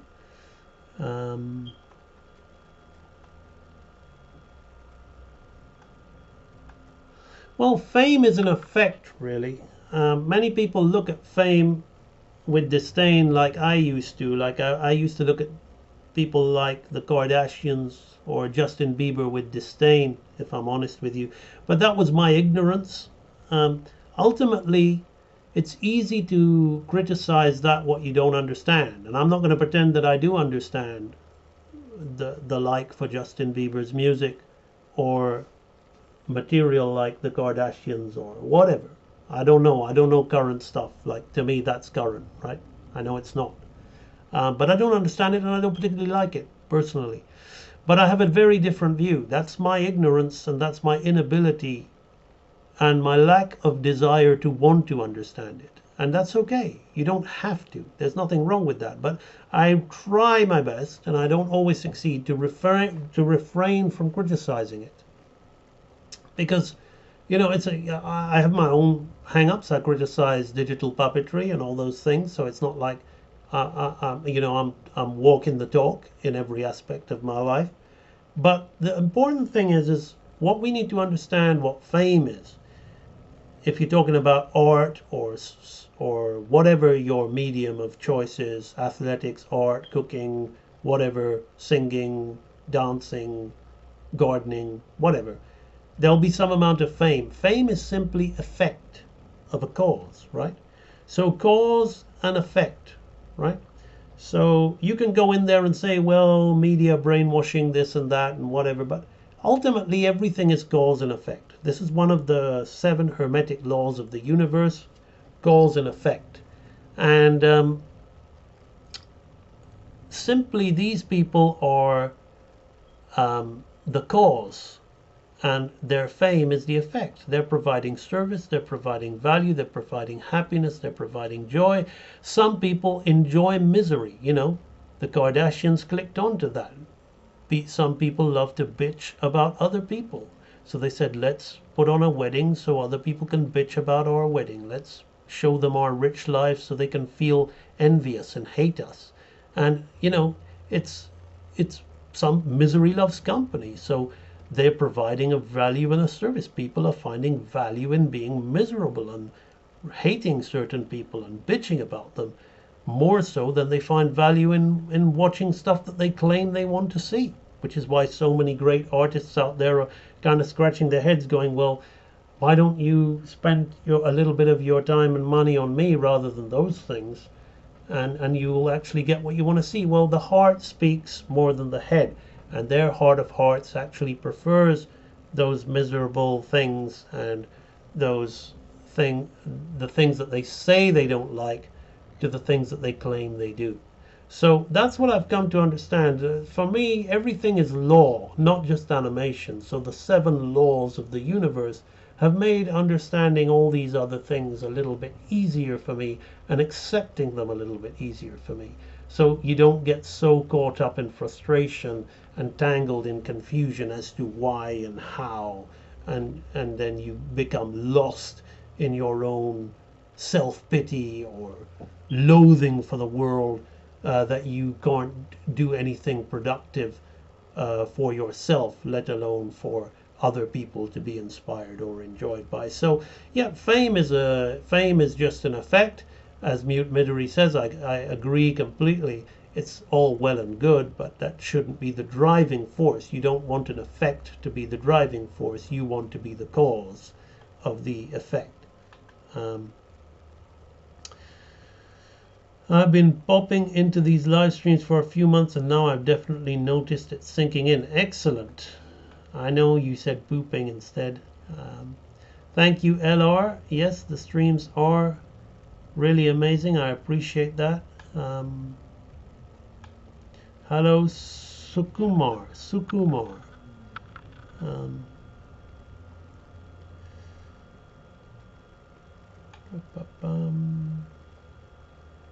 Something I wish to do is make something with a good anime aesthetic and make it move like this. I agree, there's no reason it can't. Yeah, and there's no reason you can't. But the right things have to be done in order for that to happen.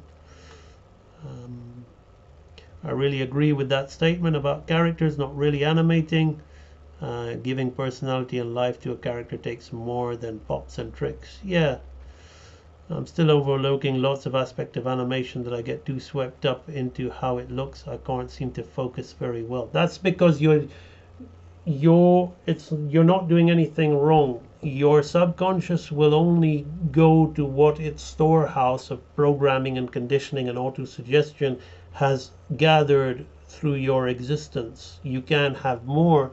You can tap into my subconscious via my training, via my streams, which is exactly what you're doing.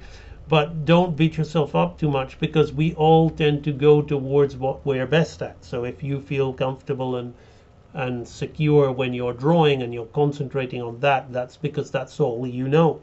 So the real challenge for you is to then empty that cup and don't be so attached to it, and then spend adequate devoted time acquiring the knowledge in the area that you need to complete the puzzle. Cameron is off, but thank you for joining us, Cameron. Your support and presence on my stream is always appreciated. Akao the warrior is here. Akao has shown up. Charlene Giles has shown up. Yes, Charlene, I've been very, very busy as Real Animator Studios is starting to get underway, and I'm having to create more content offline. Yes, I do amazing work online, effortlessly in front of you, but in all honesty, when I need to really design something and push myself and to get something looking good in a relatively short space of time, so whether it's a Little Red or a Groundhopper or the new project I'm developing alongside those to get Real Animator Studios off the ground, I do need to be alone. I need to have that focused time. So I don't want to design those characters on stream or do that work on stream, even though I'm tempted to share and involve you all as much as I can. There has to be a certain quality when I'm doing these kind of things. AMB animation represents real animation, hand-drawn animation at the highest possible quality the world has to offer. And in order for that to be so, I have to be at my best, even when I'm knocking stuff out quickly and the live stream is great, but it gives me an added diversion of the mind, so the project is not getting everything it needs. So that's why I have not been streaming as often as I have been, and that's what will happen. Sometimes you'll see me streaming more often, and then on others you'll see just I try to do one at least a week. And I'm now gonna not look at every single post in the group. I'm gonna look at the posts or a group of posts that I think that matters, and I'm gonna give you great content, free content like the Spirited Away head turn, and then we're gonna combine these so you guys just get nice streams of that quality where you're getting nice animation demo as well as looking at people's work. Those of you who are in the training library, you're already in the world's best place to learn it. If there's any feedback I really feel you guys need, I will give it to you in these streams. Otherwise, I'll just let you carry on doing what you're doing. Okay, that said, let us go and look at your work in the stream. Before we do so, I'm going to have some fun because I love animation so much. I'm going to look at what I just did to remind myself. It all goes by so quickly. Yeah, that was a nice one. That's one of the better ones. What else have we done? We've done this one. We've done this one. We've done this one. We did this. And now we've got this. So all these fun demos we've been doing free on YouTube for you guys to enjoy. Right, let us have a look through the Growth, Development and Progress group. Very quickly, if you want to join this group, you can do so. It is absolutely free. Just go to Facebook. You need a Facebook account. And click on Real Animator Growth, Development and Progress. You do not need to be a library member. When making a fresh character design, what's your default pose that you like to go to? Very quickly, Dylan, I'll answer that very quickly after I just do the usual spiel. So you can go to this default,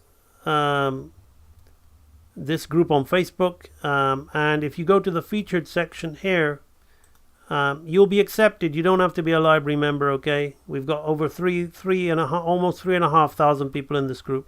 Over here we've got Real Animator Training Preliminaries. Open the description, scroll to the bottom, copy this password, click on this link here, okay? Paste the password in here, and you are given this free selection of 9 free videos from the Real Animator Training Library to play, try before you buy, or just exploit the hell out of. They're your present, they're my gift to you. So join this group if anything for that, and a peer group of, I'm not going to pretend that all 3,500 people are a super hardcore peer group, but you've got a good small skeleton group of people that are constantly posting in this group that are really caring about upping their game, and you can have them as your peer group. So this place is definitely worth it. You know, any paranoia you have about your identity theft and all that on Facebook, really, I mean, there's so many other things you probably got on your phone that are using similar technology, and here you have another opportunity to up your animation peer group. So just think about that. Okay, so I'm gonna now, so Dylan asks me, what's my go-to pose? Don't really have one, Dylan. The thing is first I will, you know, if I'm gonna do a hero character, I'll have to define his face, right? So I'll have to, you know, let's just start with the guy that I've been pretty much doing off stream at the moment, right? So I'm gonna have to kind of figure out his face first, right? Gonna have to figure out his face before I start thinking about that. What does his face look like, right? So I've got his this kind of thing going on here, and a nice 80s mullet in the back, kind of. So I would need to figure out the face of the guy, but then I would also then need to figure out what kind of pose. So I wouldn't even think of his full body pose. I'd think of like a heroic pose, and again, I'd think of things like a guy folding his arms, right? You know, how would he smile, right? So his build, right? So again, maybe this would be this and this would be this, right? So I would think about something like this, right? And then I would, if you want to go in there and add the musculature and all that, you can go in, because then that is very much him, right? That's very much what he is, right? He'll have some boots. So that's that would be that guy. But then obviously, Dylan, if I'm gonna think about the heroine, right? I would want the idea of her face again. So I'm just gonna quickly.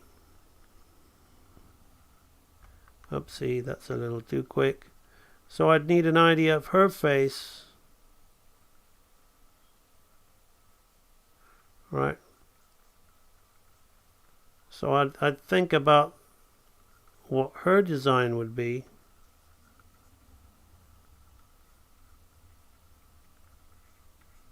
Right. So once I'm kind of happy with the face of her, she's not going to be standing like that, Dylan, right? She's not going to be standing like that. See, I want to get the personality. I don't think about all this boring turn around pose where they're just like that, you know, the shit lifeless crap. You want to get personality. So I'm going to think about the way that she's going to be standing, right? She's going to be standing, she's very, very feminine, right? Old school feminine thing. Right.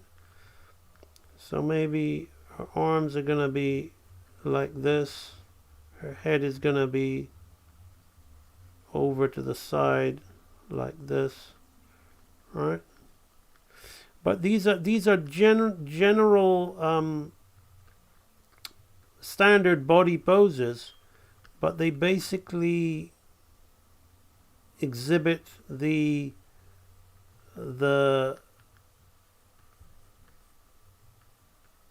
nature of the character, the kind of personality that they have within them, right? So everything basically has to be awesome.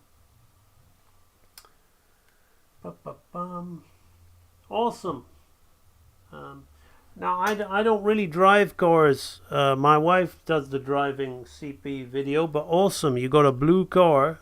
You're going to put on some cool cruising music and burn down the streets and that, hopefully, safely, right? And feel like a badass. Good for you. I'm not really a driver. I was born and raised in London, England, and yeah, people have cars in England, but I tend to use public transport a lot more, even though I passed my driving test and I never driven. So I can't really drive, and I don't want to drive. I just leave that to my wife. So then there's the villain, right? So if we have a villain character, so I'm just giving you a quick taste of like what I've been up to. So I would have to figure out his face first, right? So I'd figure out his face.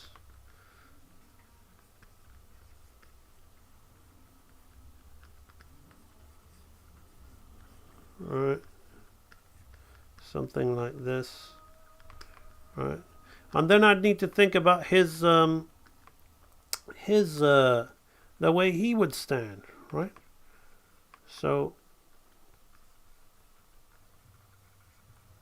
and his build,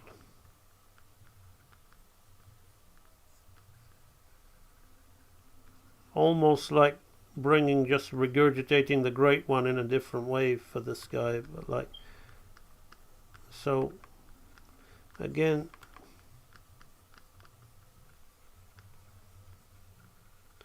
you want to figure these things out, right? And again, the anatomy is all going to be taken into these basic shapes, but don't be fooled, because you're going to need to understand anatomy in order to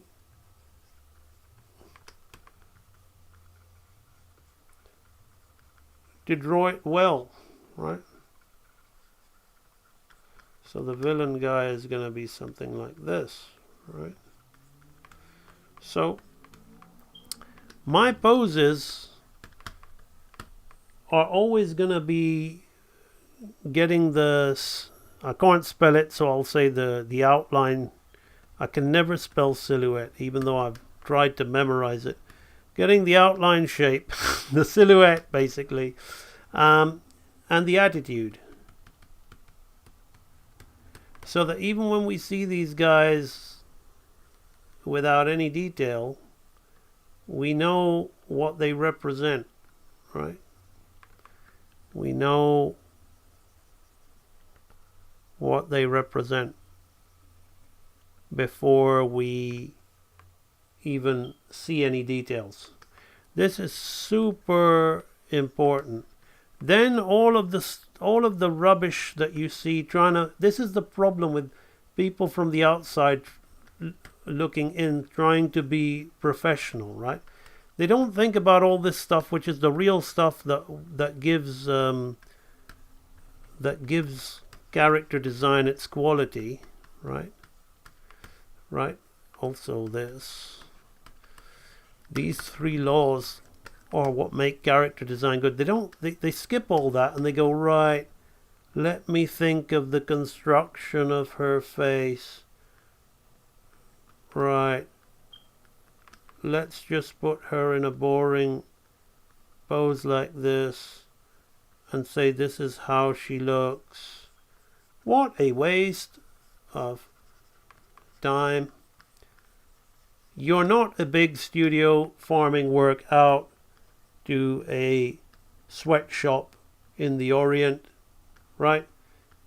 Nobody is really going to be doing your characters unless you have a budget, and mostly it's you who are going to be doing it as an independent. So why don't you just develop the good stuff, and you can spend a little bit of time. 80% you're going to spend doing this, and you can spend 20% of your time doing this. Apart from on my tutorials for you, you hardly ever see me doing this kind of stuff. Because, once I get the budget to make this and farm it out or give it to animators, then I'll waste a bit of my time doing unnecessary shit, which I personally don't need, It's good to go through these things and go, okay, well, that's the front view. What does the side view look like? You need to, but don't waste all your time doing cleanup, trying to make a model sheet to put in a port for. Well, again, what's your goal? What's your plan? If you want to get into the industry and they want to see this, then again, that's your goal. Your goal is to get into the industry with this pretentious crap rather than actually create a good character. So yeah, do the pretentious crap, okay? But whatever your goal is, right? If you want to create, I'm here to tell you, if you just want to be damn good and create good work and kick ass and do great quality work, then I'm all about that, right? Real animator training. Right, okay. That said, that's the example. Hopefully that helps you, Dylan.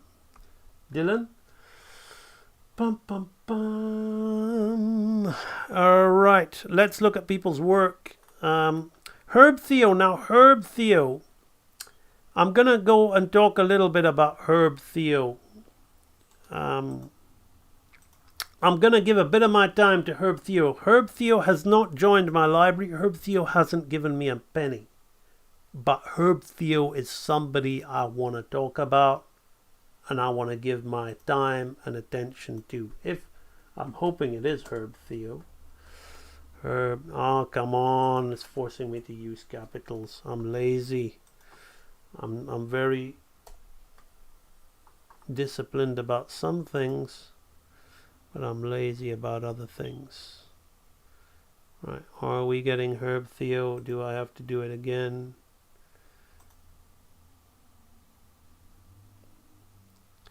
This is really annoying. I don't want to have to keep scrolling down the wall.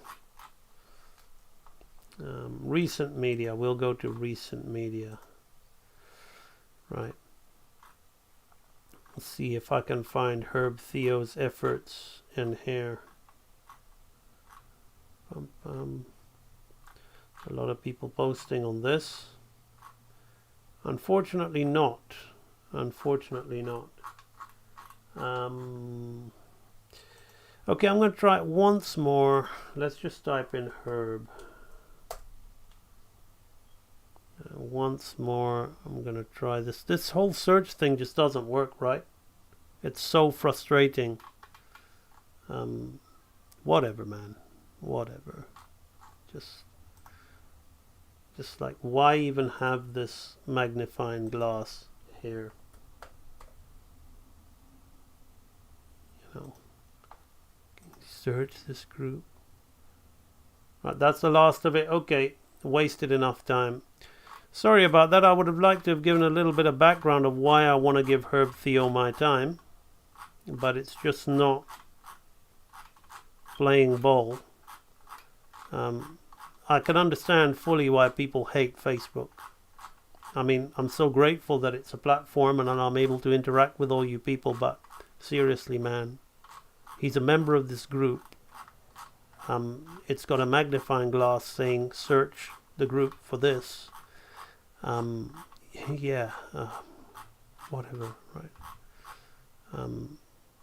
It's just really, really bad. Anyway, I'm trying to find more Herb Theo.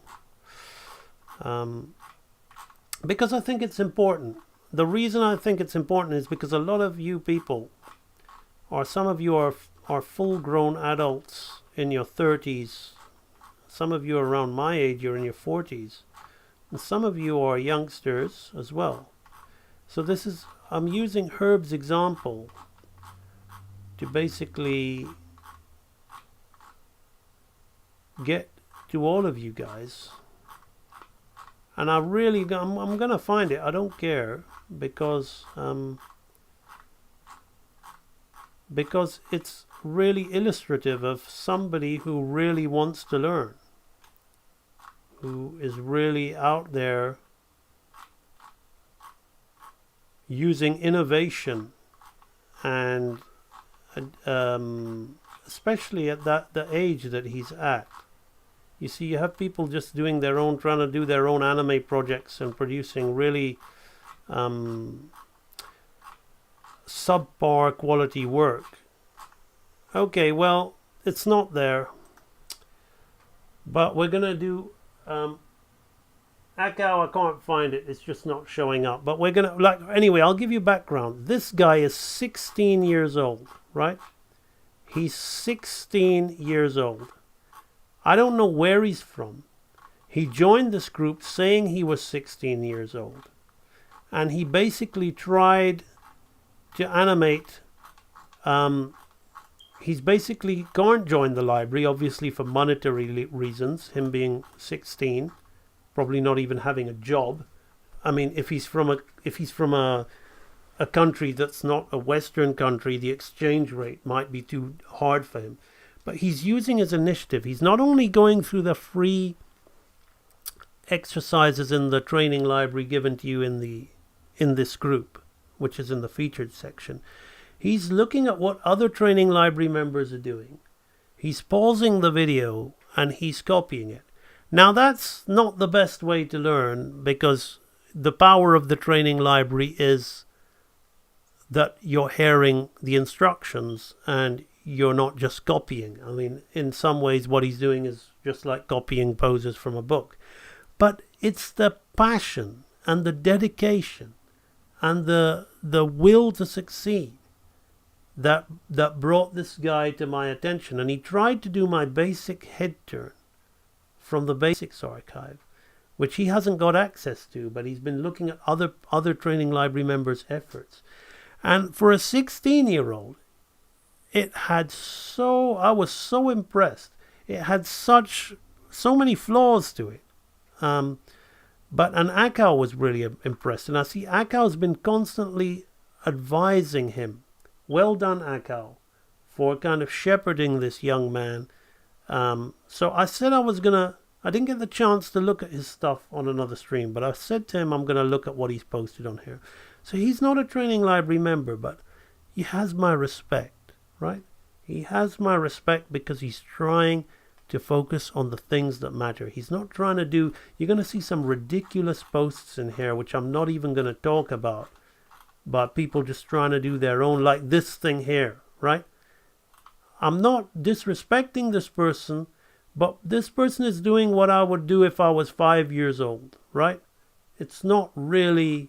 I don't feel I can help, or I can personally help that person. He's got his own dreams and I wish him well.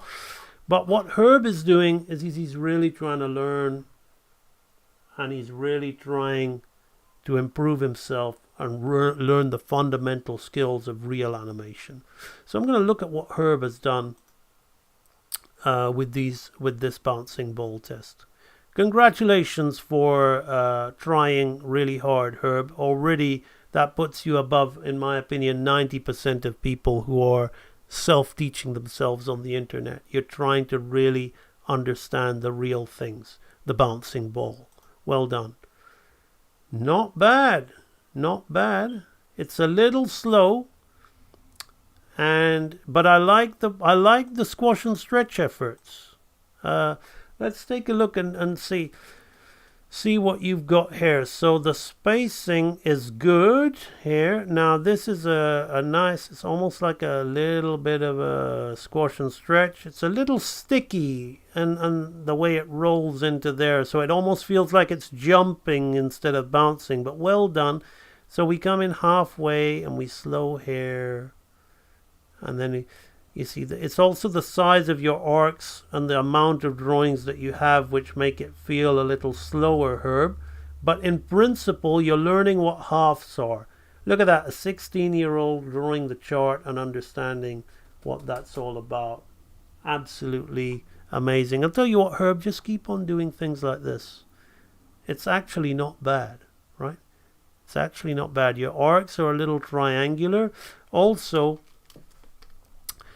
as the ball bounces the first time, it's going to arc like that. Then it's going to get a little bit longer, right? As it starts to travel forward and lose its momentum. So the height, less height, more forward dimension. Sometimes, though, this is not really real.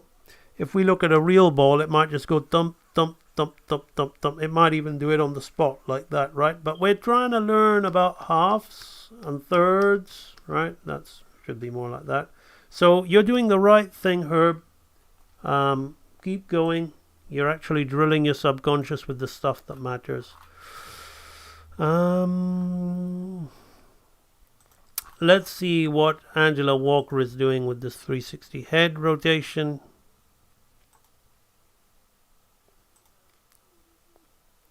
Yeah, I mentioned this before, Angela. You're trying to be clean, which is good, but you need to ask yourself solid questions here. Does that front view, do you really need me to tell you this? All right, Angela? You really need me to tell you that, does that front view look like that 3/4 view? Does that look natural to you, right? So, I have no problem with you posting your progress or even waiting for my feedback. But what I'm trying to instill in you is, especially now you're in the advanced archive, is a sense of self-awareness, right? And I can't spell this, self-assurance. We'll just say like that, right? Could be an E here or an A here, right? So you've got to start developing confidence in your own ability. And I don't for a second believe that you looked at that and thought that that's right. Right? I know that anybody, you don't have to be an animator or anything, would see that there's something odd with the front view moving into the, we don't even have the other 3/4 head, or do we? Yeah.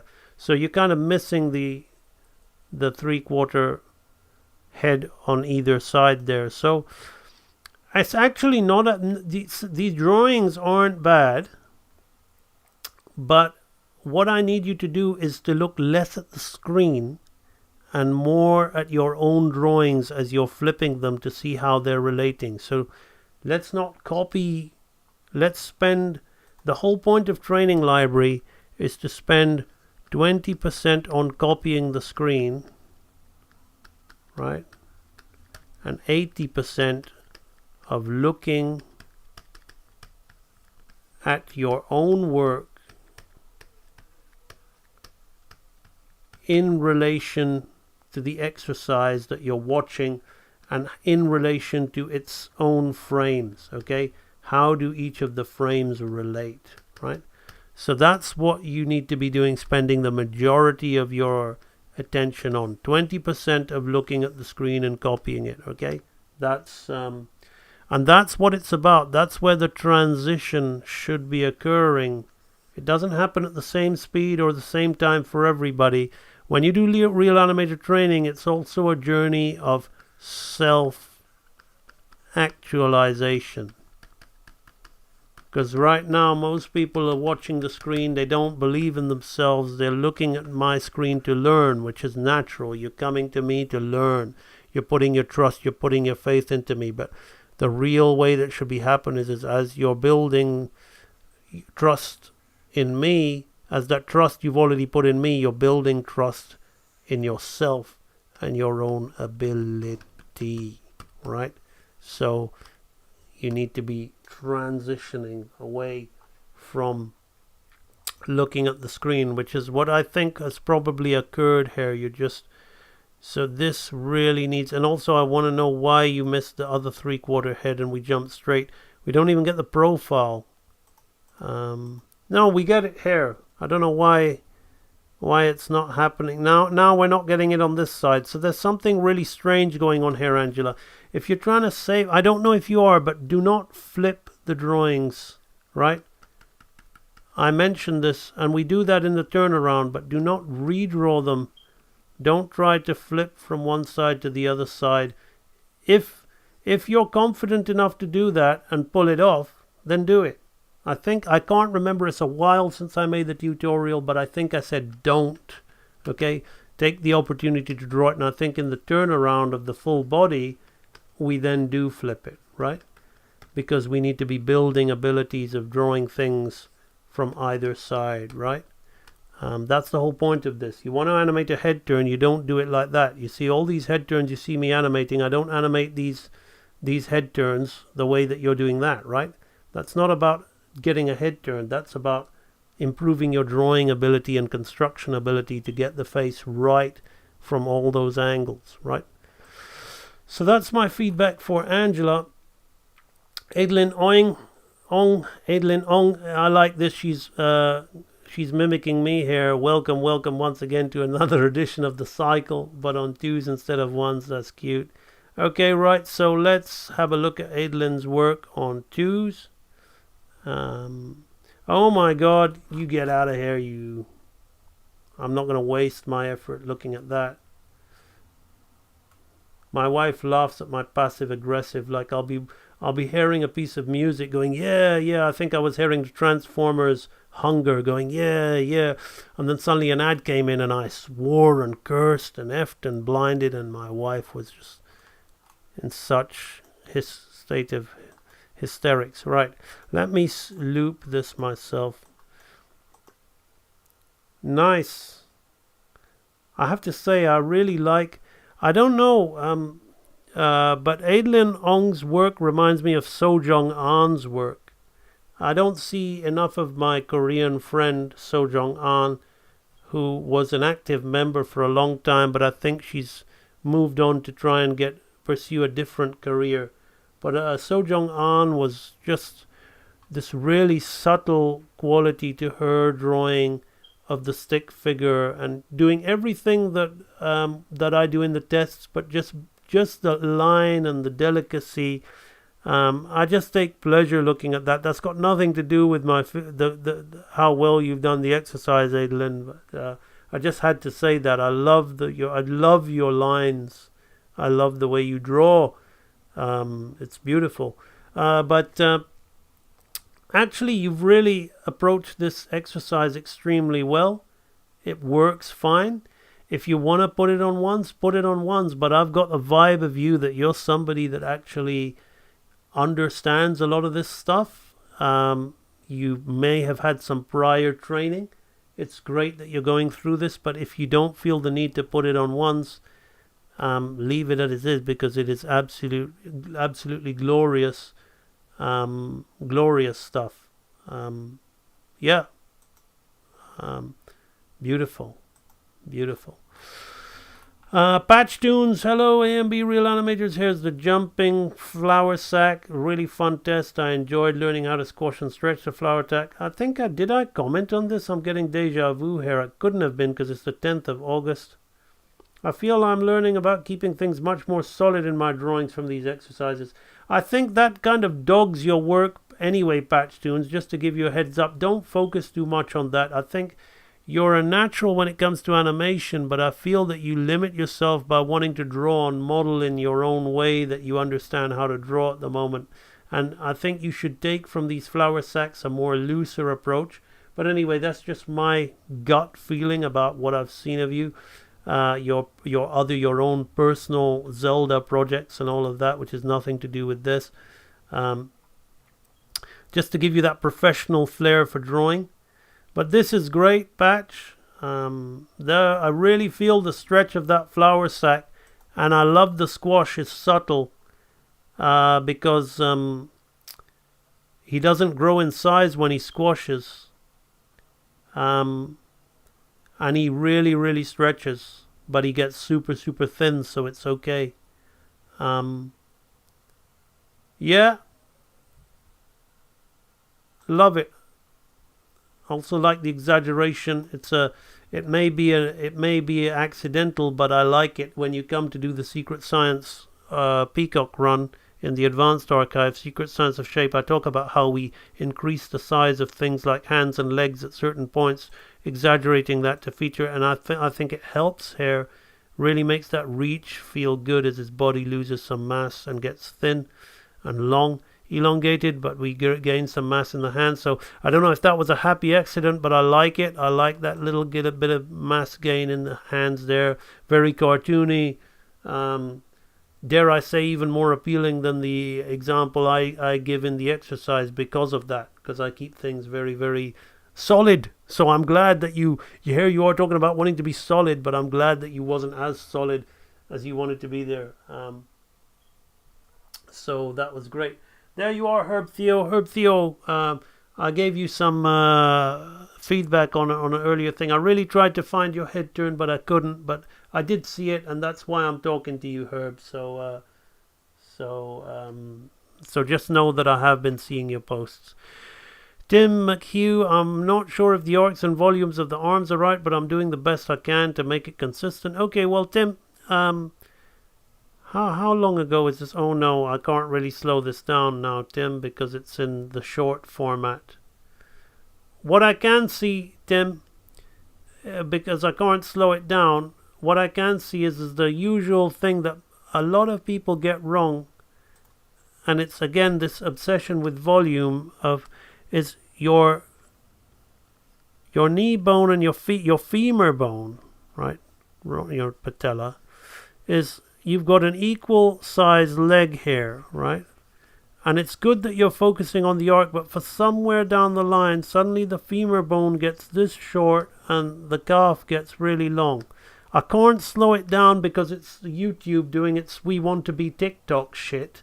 Alright, so there is a way of uploading it. Just self-loop it, Tim, so it's longer than a minute, and then it'll be a normal video. But, you know, here we are in a world where video is... a channel that's specializing in video is trying to encourage people to use the god-awful vertical portrait thing, and I can't slow it down. But can you see what's going on with the femur bone there, Tim? It's just a little a little bit. It's not so much about volume, it's also about arc. That is why we lose volume, because of the arc is off. You know, you're giving him triangular arc, so if he's raising that knee and you're trying to fit it in there, the knee is shrinking and the leg is growing, right? So you want to bring his leg a little bit more forward, bend it in a little bit, or whatever. It's been 4 years since I created that video, so follow along with the video, but think about these things.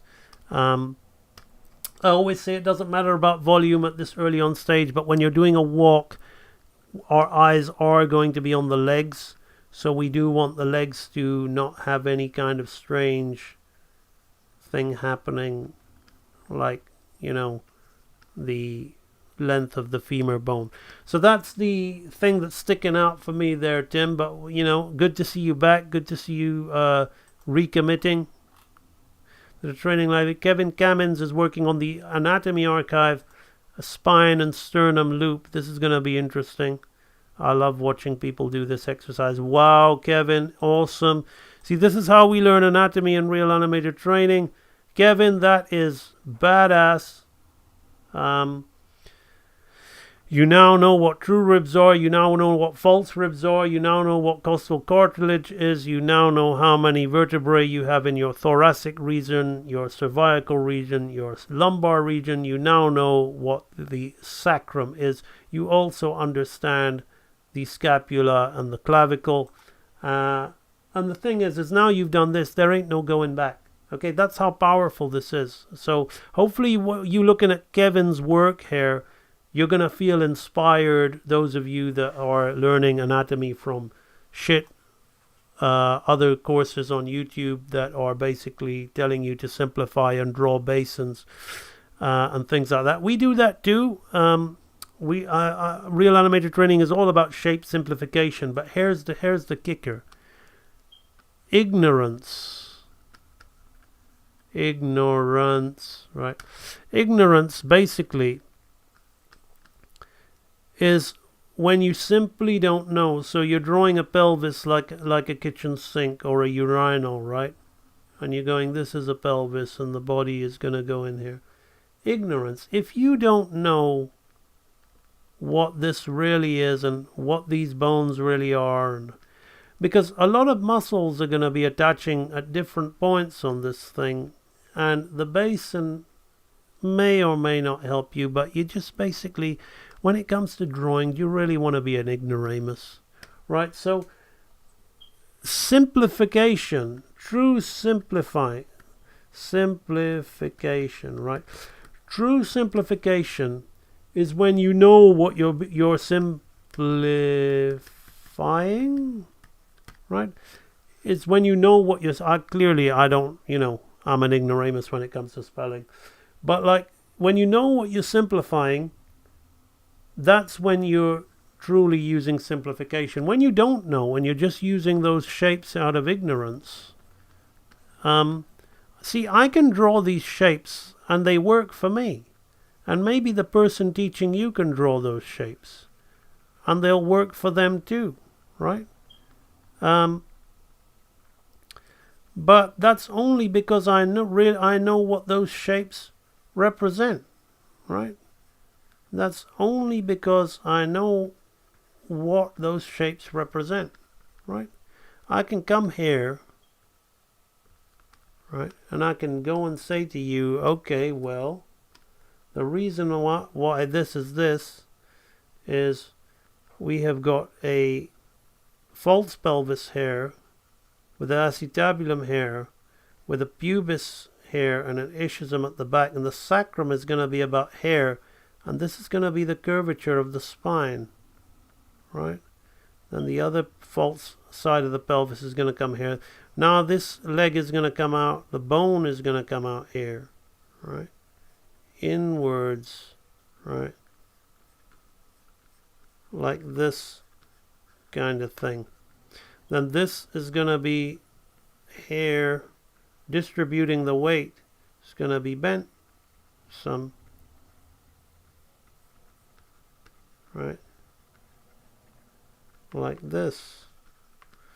Then you have the rib cage, the true ribs and the false ribs, right? It'll be here. The scapula is going to be pinched. See, I know what these shapes represent. You say, well, if you can draw the shapes themselves, what does it matter? Well, it really does. That's why I'm so good at drawing those shapes, because I know exactly what those shapes mean, right? And then you go further. So let's just take this here. Let's put that there. You go further with this, right?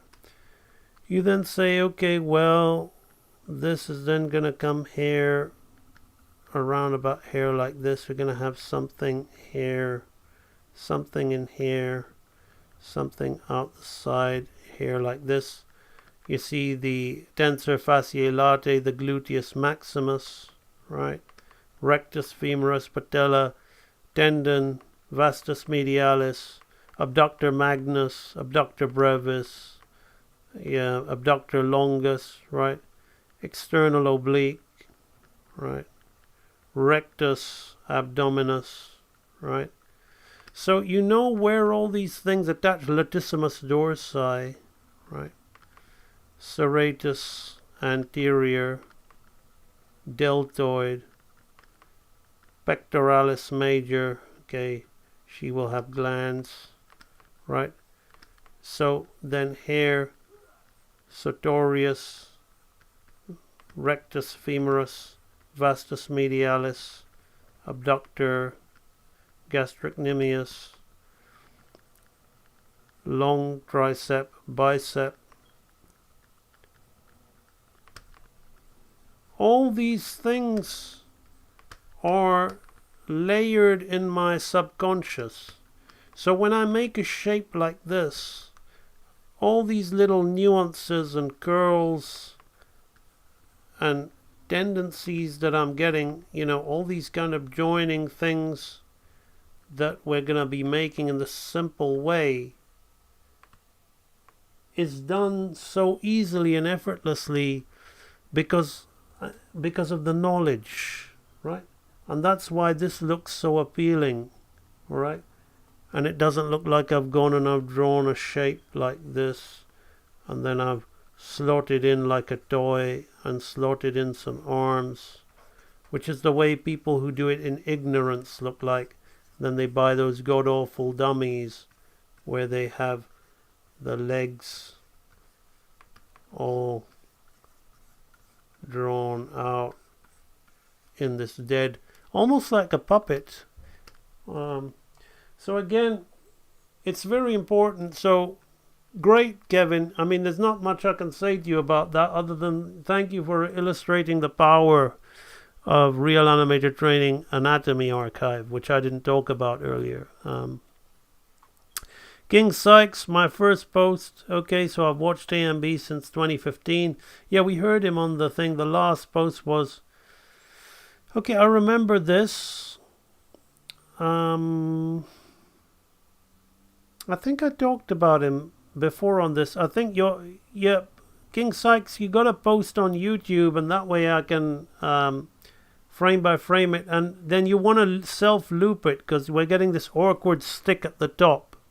So he's kind of coming up and he's sticking into place here because it's you're shooting the same drawing twice. So one is also drawing 25 and you're exposing that drawing on 2s, I think. So we're seeing that drawing 4 times, so it's pausing at the top.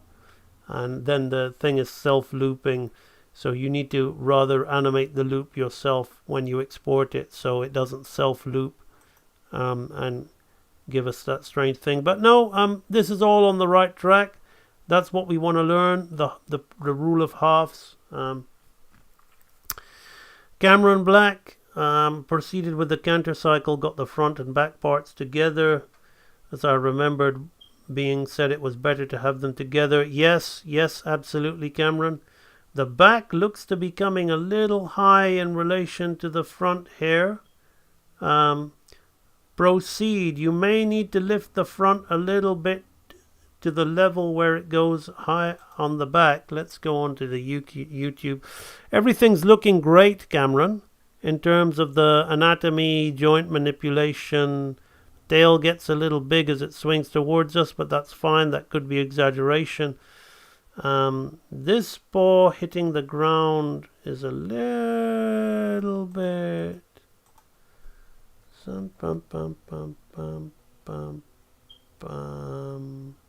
stretching out here. Yeah, it gets a little bit big there, and it doesn't feel too like a stretch. So we gain a little bit of mass in that muscle area of the arms, of the sides of the tubes. It feels like it gets a little bit big there before hitting the ground. So that's a minor thing. I would say that the rising of the front section, you're following my videos, and I know you're quite meticulous at doing that, Cameron. But I think I would have got that front section coming up a little bit higher, but not too much. You don't want it seesawing, but at least leveling up. It seems he's a little bit, it feels like it's, you know, just a little bit off. Even if it's staggered and delayed, feels like it could come a little higher. That's my initial thoughts on that, Cameron, but it's looking good. Herb Theo again, I really wanted to try balls with weights, but I didn't just want to copy the timing charts from members. I wanted to embellish it and more. Yeah, play. You know, you don't have access to the library. Have a play. See if you've understood the chart.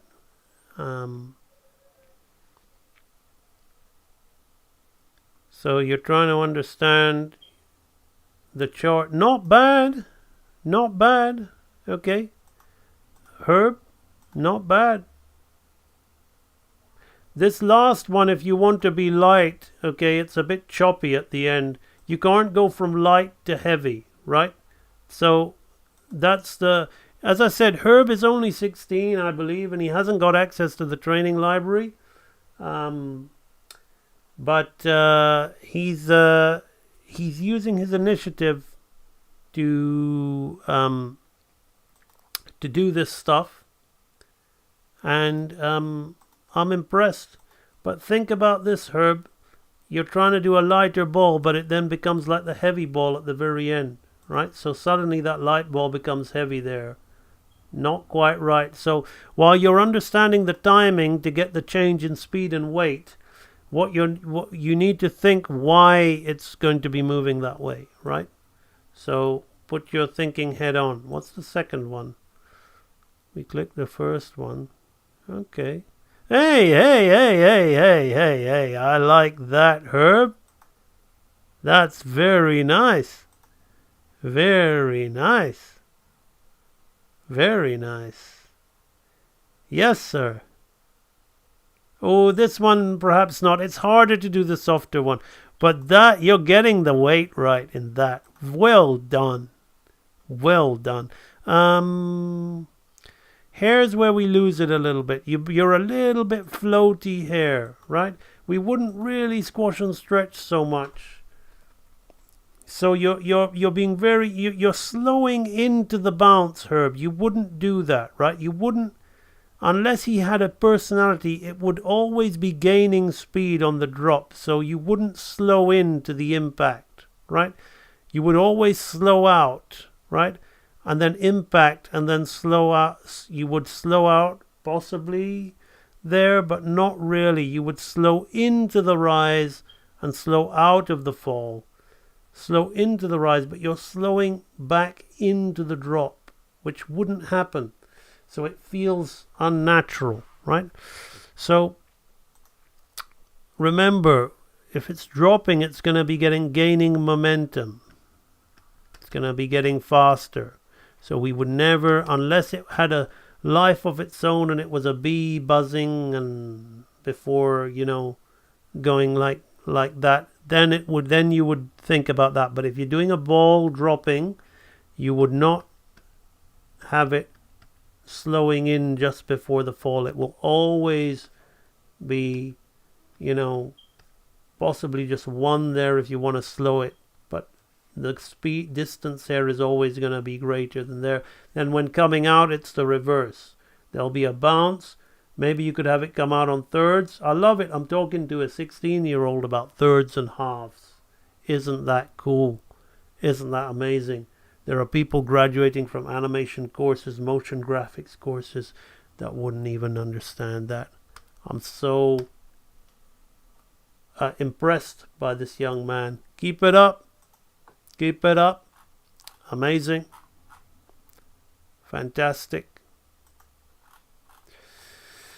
I wanted to retry the first bouncing ball since the last one. Look at this. Yeah. Look at this. Oh yeah. A lot better, young man. A lot better. Very good.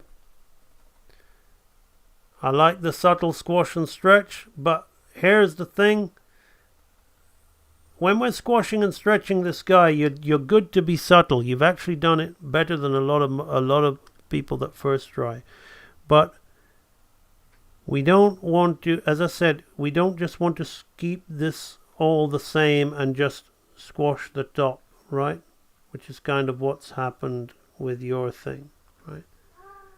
We want to feel the squash throughout. But it's got to feel like this. So even what I would do here is I think I'm a little bit too big there. I'd shave it down a bit. It's got to feel like it's the same mass. Other than that, Mr. Herb, please, princess, don't. Okay, hang on. Some of you like the cat, so I'm going to show you this. All right, my sweetheart. All right.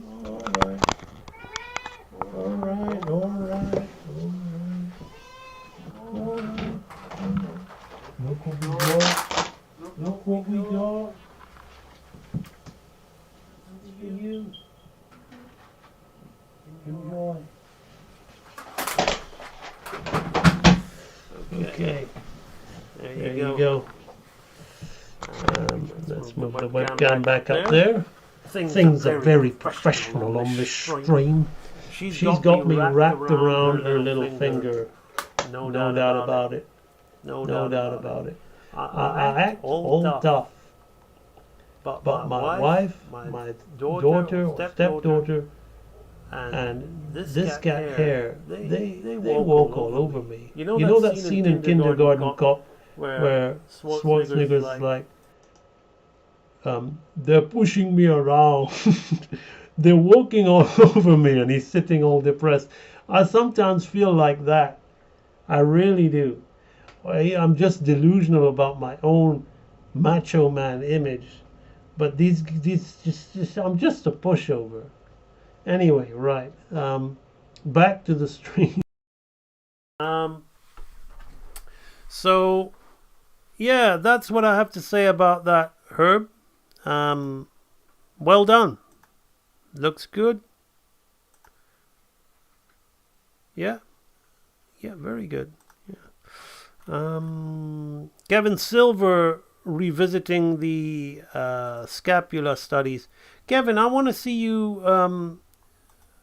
Yeah, you work digitally, but I also want to see you working in your sketchpad. Oh, and he is.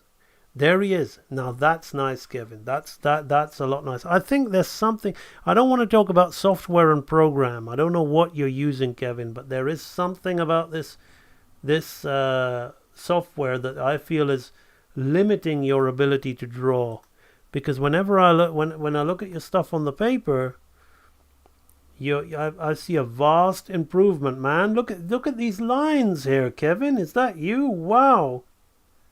Look at the subtle shift of weight you're now starting to put, and the soft different variations of tone that you're having in the shading, Kevin. Well done. Your drawing is improving. I feel sometimes maybe I'm just misled. This is a little careless down here, but you know, you're doing, again, there's a little careless down here. This first few set, you're really managing to get dimension now. This is protruding out of the page. Well done. Very successful, these drawings here. And the line, Kevin, yes, you see the contouring of this spine of the scapula, the line and the bumps that you've got, it doesn't feel flat, which was what a lot of your drawing had before. This is real good progress, Kevin. Unfortunately, whenever you draw in the software, I don't know what program you're using. I don't think it should matter. This is a nice, confident use of line, but maybe the shading tools you're using are just awkward in this program, that are just making it feel off and, quite childlike in execution, when clearly, if you can do this, you certainly are not that. So I don't know what it is. Dare I say it, Kevin? Kevin's got me in a bit of a conundrum. I'm going to have to do the question myself. I can't believe I'm doing it. Kevin, what software? Yeah, just out of interest. Why is that happening to your drawings? It shouldn't be, because clearly if you have got that kind of subtlety in your line, today's technology should not be doing that. I knew the usual suspects in the chat would be having a big laugh at me out of that. I'm playing to my audience a little bit. But seriously, I do feel it's limiting Kevin in some ways, because I'm looking at some subtleties in his line with the pencil here, and I'm very impressed. And we should be seeing that in the digital drawing. Again, I can't really, as I said, this group is not really for this kind of thing. I can't really share this sort of work to these people. I wish them the best, but clearly you're not here to really listen to what I have to say. Yeah, I'm pretty sure that you're probably not even going to watch this live stream, even if I did talk about it. You've just posted your work here because you're proud of it and you think it's cool. I think it's very naive, and it doesn't really show that you know anything about animation. But hey, please don't litter my wall with this stuff, but I wish you the best. Whatever, Abby O'Shea, she has finished the extra head turn. I did say I'm not going to look at everyone's work, but it's 2 hours 46 minutes. Oh, nice, Abby, nice. Let's loop that. This is good, Abby and Anas. You're getting that solid quality to your work. There's a little bit of the trapezius section. We're losing a little bit of form in him. And I don't know why this line slides out on the other side of the arm. We don't need to worry about that. There shouldn't really be a line there. It's just a sphere. But he's actually, the volume of the body is not bad. Little bit of an issue going on with his shoulder and trapezius hair. The arc and actual maintenance of all the various shapes in the face. So this is the volume exercise that we do. So you can see this head turn. When we start getting to this stage, I don't even head turn these things like that, right? That's like what you do in the basics archive, right? The purpose of this is to understand how to maintain form and volume, all following different arcs. You've been dealing with bouncing balls. Abby, you've actually done a really good job with this. There's a slight, strange float on the nose as the angle drifts down. This ear shrinks a little bit before the head turns. The chin grows a little bit at the very end. And there's this awkward shrink in the trapezius section of the back of the neck where the shoulder line occurs. This, it would be his right, our left side of his chest shrinks a little bit, but not to the extent where it's particularly noticeable. I would say most of the errors that I am pointing out, if we can call them errors, I prefer to call them the growth process that I'm pointing out that's occurring, is very subtle, Abby, so don't take it to heart. It is just me telling you that these are things that you have you've actually tended to really, really well. But they're just very subtle little things that, are happening, and they will get better. This is actually a really strong effort from you. You've always kind of shown a flair for movement in your work, but this is the first time you've done a training library exercise and maintained consistency and model of the stick man to a very high level. So while, yeah, all of these things I'm pointing out are there, but don't worry about them. This is actually a very, very strong effort and a very, as Michael says, a very impressive job. You're in the right track. Just keep going. Mage Burger, I remember talking about this. Hervonia Baker, just one thing I'm going to quickly say. You're a member of the Anatomy Archive. You really need to be working on that. There's fundamental balance issues occurring in these drawings that I'm seeing on Twitter and on here. And I don't know, when something is the whole Mickey Mouse thing, right? This eye is bigger than this eye, right? Let's draw Mickey how he needs to be drawn, right? Right. So this eye is bigger than this eye, and this ear is bigger than this ear, right? Why? Because this is closest to us, right? So what you have done, and you did this with the hair of the character as well, Hervonia, for some reason, imagine Mickey being like this. That's almost what he is like now with the awful new redesign. But anyway, you see, it doesn't quite work because this is the side closest to us, but you're making the stuff that's in perspective in the distance bigger. So if we look at your head hair, you've created the middle division line, but there's so much more space on this side, right?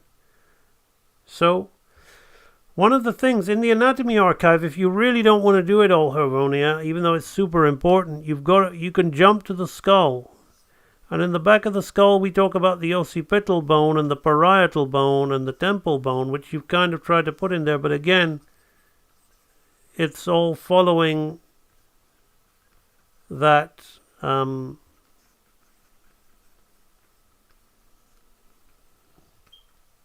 it's all following that actual thing of, look, this is more closer to us, so this side is going to be bigger. So I don't quite understand how people do this. It's not just you, Hervonia. I've seen a number of people do it where their brain just can't seem to grasp that. It's a dimensional thing. This is all 2 dimensions. This screen I'm drawing on is flat, Hervonia. So it's where I put the line that creates the illusion of perspective. That creates that, effect. So you want to really think about that before trying to draw these really super tight, clean lines, right? Because a lot of time and energy goes into a super tight, clean line, right?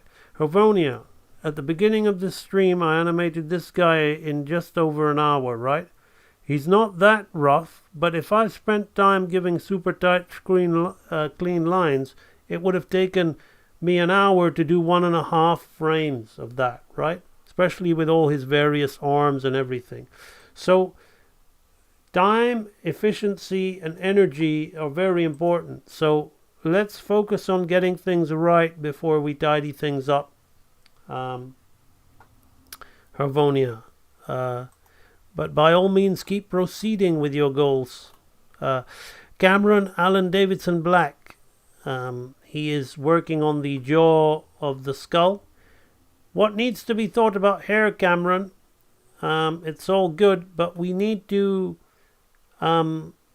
it's not bad, but it's actually tricky to... It looked a bit like that Spider-Man.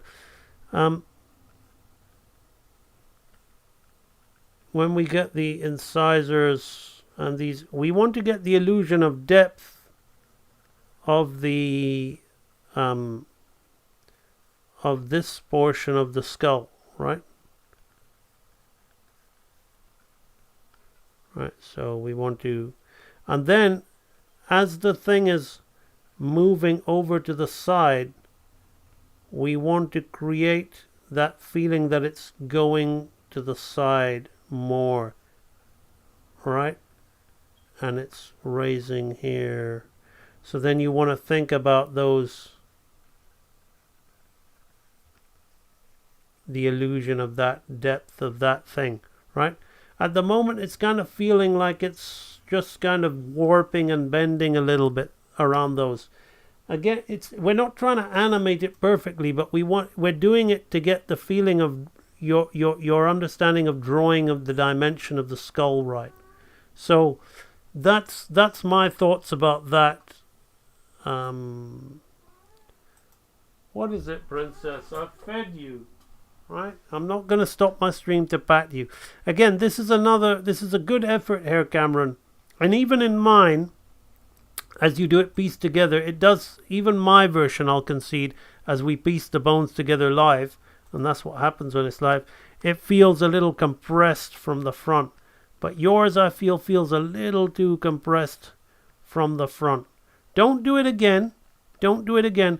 But when you go to micro study, let's really, I know you like to really push, like not push, but just take your time, which you so should. And after seeing Kevin Silver's level up in his pencil work, I know that you've been leveling up as well. Take your time to really work that frontal bone, get the depth, the sphenoid bone inside there.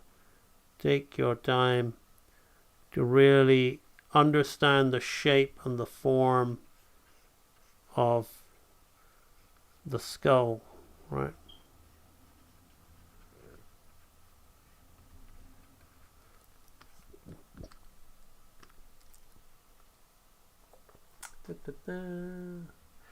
Yeah, the cat has realized that she's got some fans on the live stream.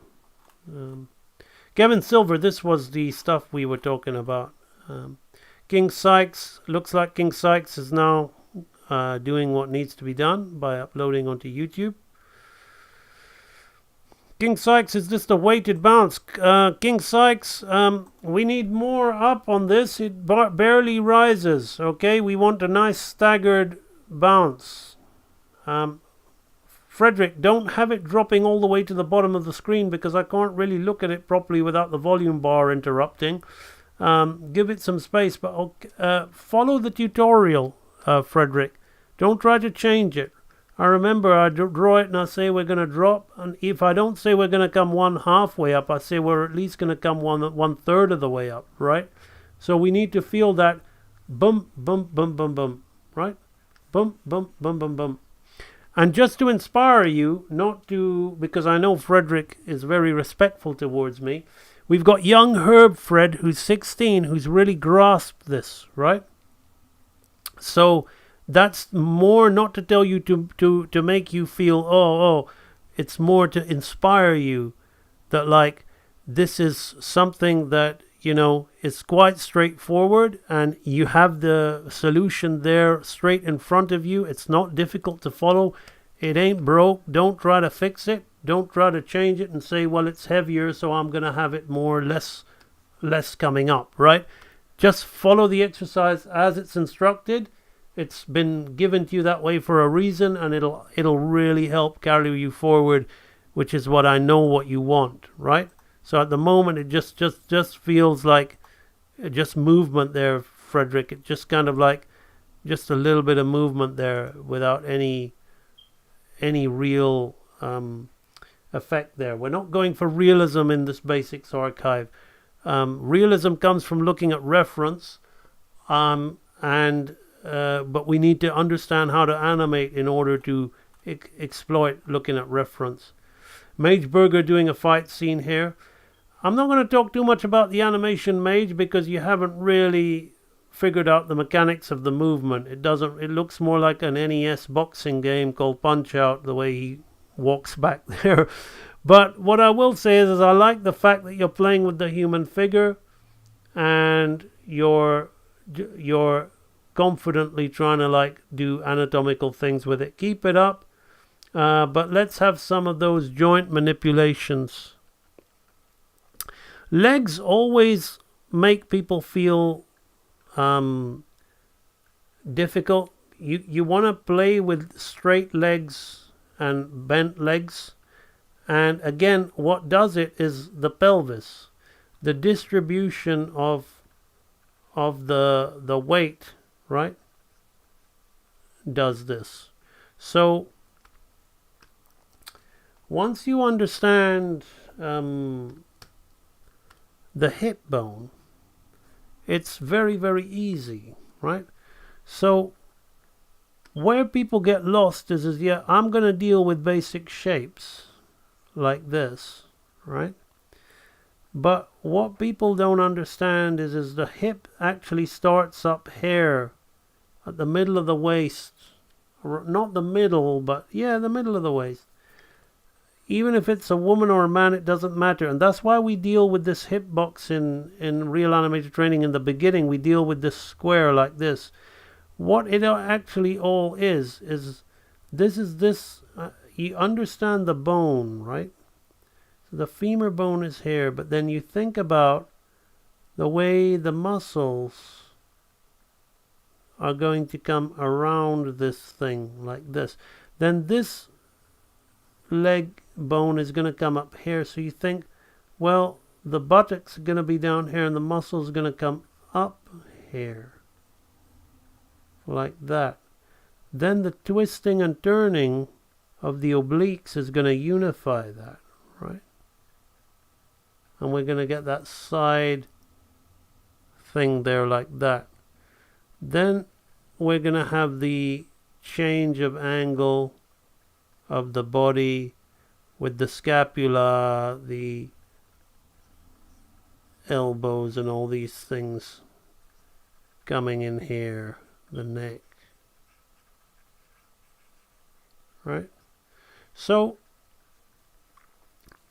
this is essentially where it all stems from. You want to have these simple lines and simple shapes representative of that, but that somehow all kind of join together, right? Right? So if you're going to have a woman lying like this, right? Right? This is just a triangle, right? Then this is just a triangle, right? So, but you're gonna then use the knowledge of anatomy to make it complex, but it's actually very, very simple, right? This is where the pelvis is. This is where the sacrum is. This is where the scapula is. It's where the other scapula is. This is where this. So all of this stuff, right, becomes extremely light. So you say, well, okay, the leg socket is here, so the glutes are going to be around here, like this, right? Then the leg is going to be around there, right? So that this leg is going to be... So that's where you kind of understand the musculature. It's very, very simple. Once you... So this is what... It's good to see you playing like this, but build on it a little bit with those few lines. Selena Nina, another update of my ballerina. I incorporated the feedback, made her do a walk onto the screen, bows before the spin. My best push to squash and stretch. Okay, looking forward to this. Oh, what a cute walk. Oh, Oh, that's so nice. Sorry, I should have watched it through once. Okay. Nice little ballerina walk. Oh, that's so cute. The timing of that bow is so nice. Boom, boom. Oh, it's so cute. All right. All right. Very nice. Much better. Now, the only thing I would say is watch her balance on some of these steps. I love the way she walks like a ballerina, right? But watch, see now this is all good. Now watch the balance of her on this step. Okay? You don't want the head, it's almost like she's sitting on a chair with her legs crossed, right? If you're gonna have her stepping balance, lean the forward, compensate the weight a little bit, right? Compensate that weight a little bit. So there's not this much space and she's gonna fall through, right? Bend her head forward, do what you can to make it feel like she's compensating her weight, right? So that's the only thing making it feel a little bit awkward in places. The timing of the walk is lovely. These poses are really nice. I love the bow. Subtle. Cute. This is good. This is good. Now, this is good that you're pushing it, and it's so bloody cute. But it's a little too fat, all right? When I say it's a little too fat, it's gained too much mass, right? You want it to do that. That's the right idea, but just imagine it being more. Just make it just smaller, right? Make it smaller, but the same thing. That doesn't mean just free transform it down. Just gains a little too much mass in the squash. Otherwise, really, really like it. Really, really like it. Like the timing. I feel the walk is going to be tricky. It's going to be awkward for you, but it's going to push you. So I'm going to want to see you do that. The stretch is lovely. I think she shouldn't. Also, I think as she goes round, she should go stretch and then squash, and then back to a middle.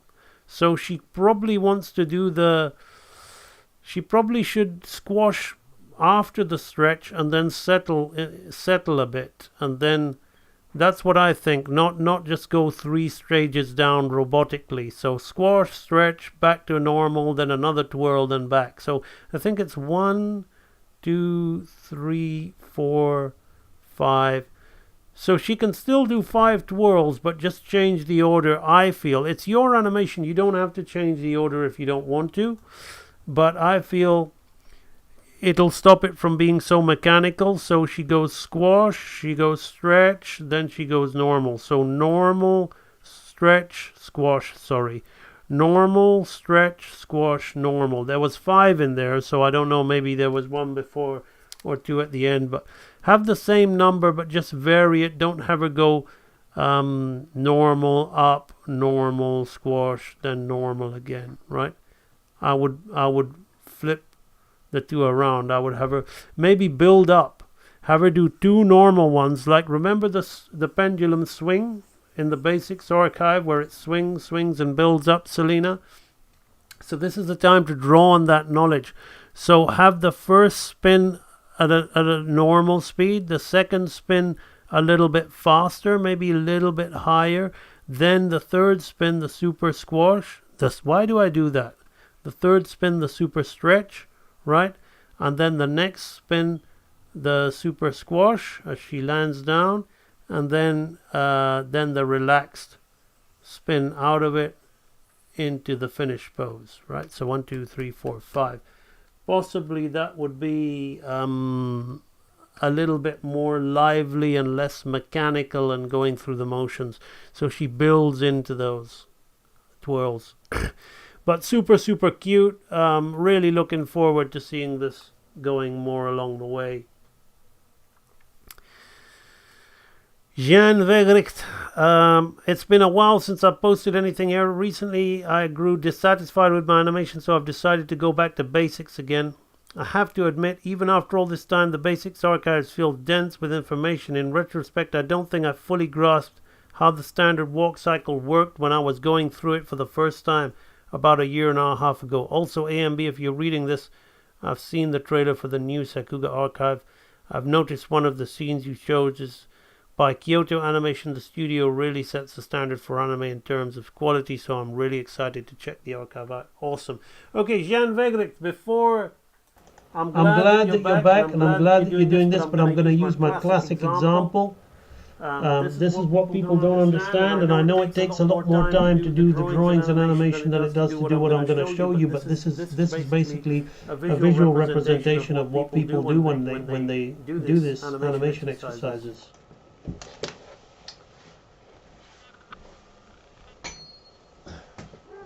I want to build big muscles in my arm. Right, that's that. Don't need to do that again ever. Maybe I'll come back to it. I've got other stuff to do, but that's it. That's that out of the way. Right, where's my muscles? Come on, man, I did it. I did it. Where is it? Where are you, big arm muscle? Come on, come on. Come on, come on. It's just not happening. But that's how people approach animation and drawing. It's like, well, I did it once, so I'm glad you've come to that realization, Jan Vegricht. Actually, you just keep pursuing through it, and you'll see what's happening with all these other people. You're no different. It'll happen to you as well, and your level of understanding will get to that.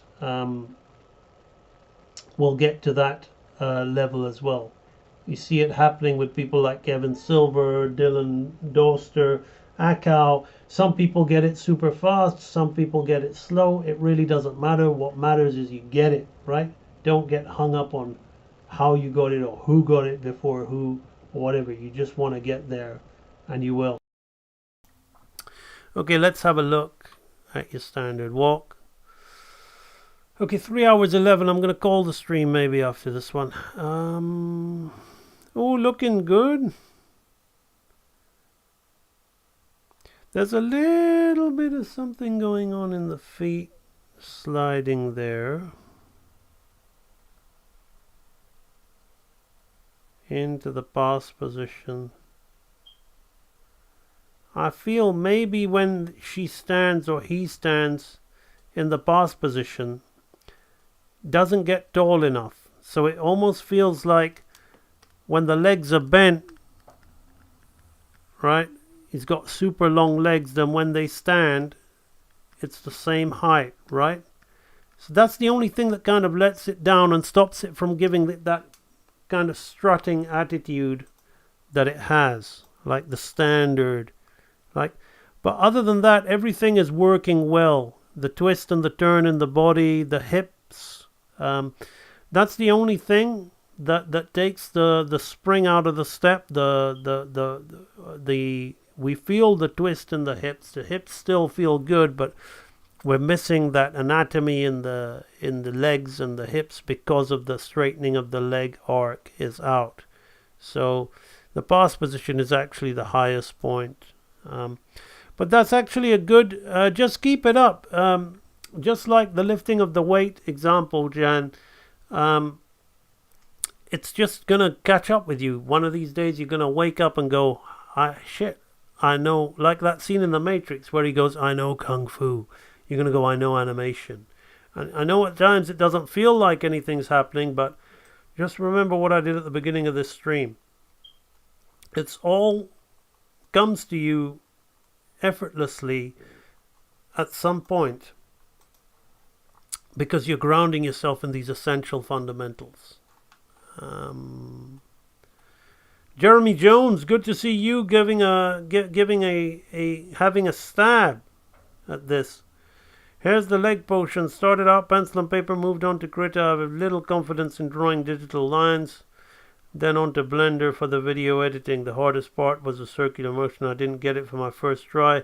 It was awful. This is the third attempt. Just as I said, it's difficult for me to look at it, Jeremy, as we don't have it on YouTube, but I can tell that there's something odd going on here. So I can tell that you have been struggling, but hey, it's struggling isn't struggling. What struggling is this thing called the law of growth. Okay? That's what it is. You are building brain cells in animation fundamentals. I'm going to call them fundies, right? So struggling is not bad. Struggling is essential and necessary. Now I wish I could frame by frame it, Jeremy, because there's something odd going on in there. It doesn't feel like he's picking his leg off the ground and putting it down. It feels like he's almost going into a down position and then into back into a contact position. I think you've put the frames in the wrong order. All this playing around with software might be doing that.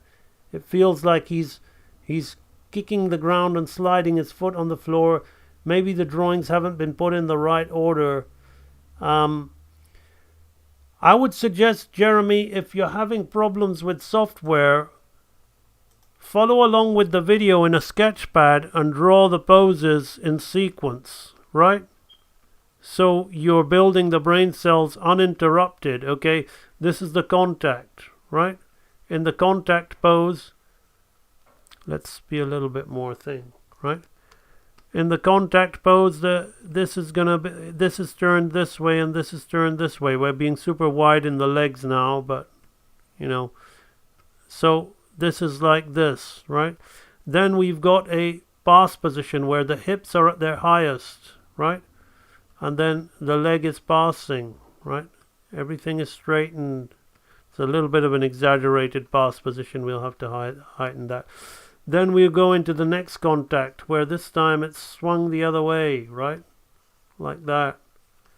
Then go in the middle and think about, okay, well now we're going to go down. We're going to go further down, right?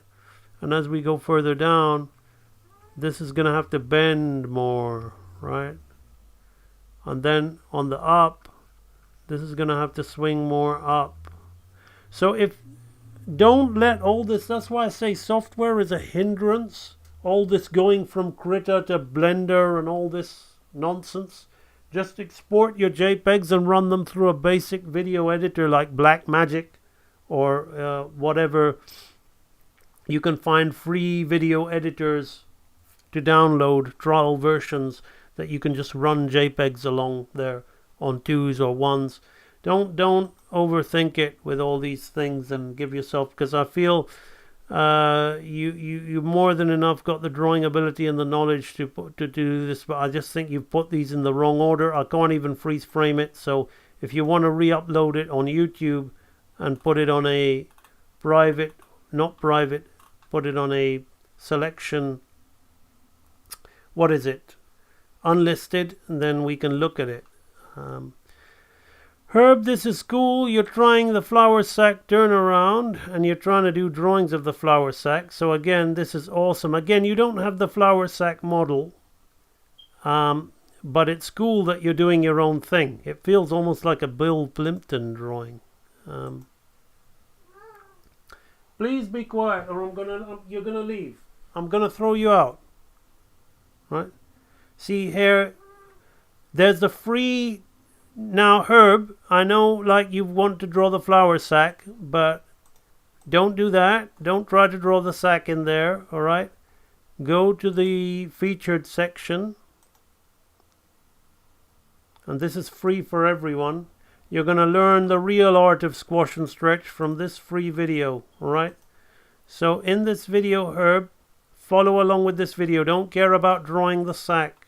You're going to learn something way more powerful. You're going to learn about how the construction of squash and stretch in this free 52-minute video, right? You're going to learn the real construction of the sack. So Stop looking at other people's efforts and watch the real thing, because you've got it for free in this group, alright? That's one of the free videos that you have in this group, right? So that's the best advice I can give you on that, Herb. Kevin Cammons, update on my upper body anatomy. Oh, has he gone and colored it in? I kind of like the line version, probably, to be honest with you. It looks fun. Oh, she wants to leave herself. Okay, go on then. Out you go. Let me work. Just let the cat out of the bag. Right, okay. 3 hours, 19 minutes. I've got to stop. Yeah, same thing. A lot of energy gone into colouring it, Kevins. Maybe it could have been elsewhere. May just playing around with something. Dylan has done an update on that. Dylan's anatomy drawings are looking really cool. I gave Dylan a lot of time on the previous thing, and I want to look more at what his update was. This, I remember, was Dylan's advanced quadruped.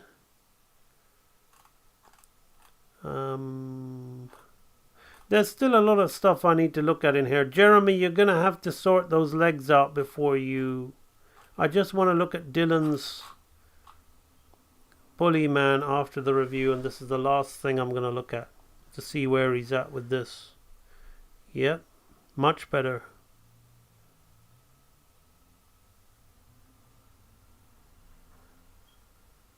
Yeah, much better, Dylan. But you don't have to copy and follow exactly what I've done. But can you see though, Dylan, where you're kind of like following the kind of examples that I gave you? You're good enough to do your own little actions. But now the bits what I've suggested to you are sticking out like, wow, this is really cool. And then you're using the old bits where he's kind of growing into position and just on the spot. So I feel you got to redo the whole thing. If you want to do this, you got to redo all the other little bits, so they feel as well done as the addressed bit. So you got to kind of think more for yourself now. I'm not going to give you pointers here because you've kind of used my examples here, but I feel that you have the animation skills now to do something from your own imagination. I'm going to force you to wrestle them out of yourself and not do this kind of like easy thing what you're doing here, right? So this kind of action that you had going on here with my example, I'd like you to think and put it towards the rest of this, right? Because at the moment this is the same.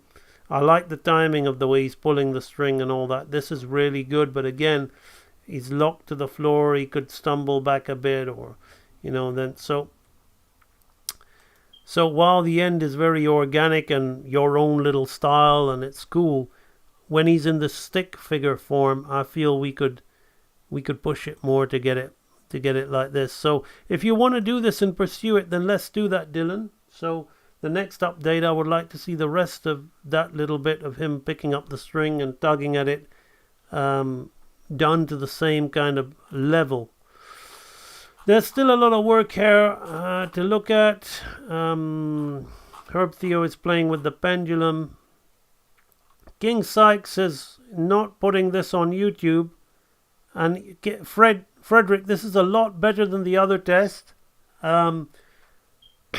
You're drawing it right at the bottom. I would suggest doing it in the middle of the screen, so it doesn't. So I can look at it. The squash is he's getting too small on the squash. We're not really keeping the mass of the ball, right? Remember, King Sykes, we want it to feel like the same amount of mass. So even if it gets really small, it can't. The examples in the video, like the ball is like this, it can't get like this, right? It gets really thin, but it might get a little bit wider because of it, but it can't shrink like this, right? This can't become this. So, King Sykes, I know you like to make things look finished, but the energy that you spent coloring it in could have been spent towards giving an extra eye towards details like this, right? I'm all about energy distribution, right? I think it's very important since everything in this world is energy vibrating at a different rate. Just one more person who I really want to look at here is Elena's quadruped trotting without a leash.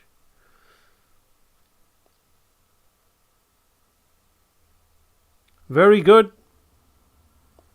Yep. I like the rough quality to it. I like the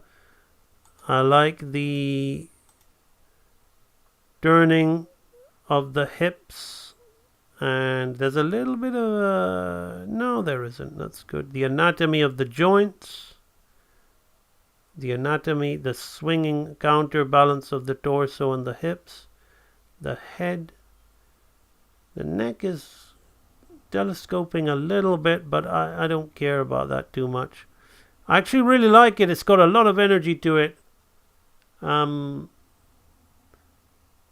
He could arguably go a little bit higher off the ground, but I don't mind it. I don't mind it. I like it. Great. Not going to spend too much time umming and ahhing about that. Okay, so those are the posts that I'm going to look at in today's group review. I already looked at Dylan's list, but just to show you what Dylan, just to show you if you thought like, oh, well, why I know Dylan can animate. Yes, Dylan copied this from learning step by step, but you can't do it this accurately if you didn't know how to do it, right? So Dylan, this is what you're capable of. This isn't, yes, you're following my exercises, but you're not going to be able to do it this accurately if you didn't understand all of the things. So deep down in your subconscious, you know how to make things move like this, right? We're just gonna get you to do it. So this is a phenomenal, Dylan. This is why I would hire Dylan in a heartbeat to be at the very least an in-between artist and a cleanup artist on any project that Real Animator Training Studio gets off the ground. Phenomenal work, Dylan. I've already looked at that before, but I'm just reminding him of that. So when he watches that, you can do this, Dylan, and you're working with a simple stick figure. You do know how to do this. And yeah, your drawings are looking really nice. What you're doing here, looking at the triangles of the neck. So that is the group review. That's the wall review. Totally enjoyed that. Fantastic. We've already said what we've had to say about Real Animator Training. Another thing I want to say to you all is if you don't want to join Real Animator Training, but you want to show me, you want to say thanks to me or support me in any way, I don't normally do this on my streams, but I might start doing it because getting Real Animator Studios off the ground is very important. If you can do that by going to this little red hair and clicking on this. You got a teaser here, and if you click on the link below the teaser, you get this page here explaining what my little red film is I've made a minute and a half of it, and you can watch that all kind of unfolding before your eyes. And yeah, so if you like that, you can just thank me.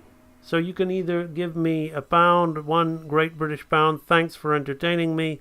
You can either tell me loved it, let me buy you a drink, and give me £5, or wow, I really appreciate all the hard work, almost like buying me a dinner, giving me £25, because you really are either thankful to the streams that I'm doing on YouTube, or you want to support Little Red.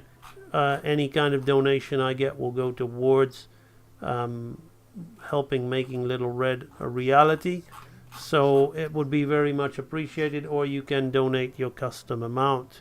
So if you can't afford to join Real Animator Training, or you want to support me in some way or the other, just to say thank you, then please do consider helping back Little Red. I'll be releasing another project if Little Red isn't your thing. If you think this is a little too girly, a little too Disney, and not your thing, I'll be releasing another project, which arguably is still quite Disney-esque or Bluth-esque, but a little bit more Boise. I've got all kinds of stories that I'd like to tell, so I'll be putting more of that out over the coming weeks for you to see.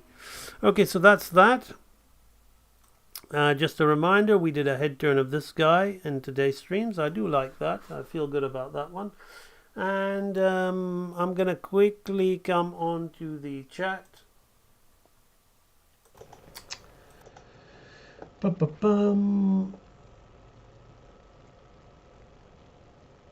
It has limitations, but is it good enough for the things I'm doing?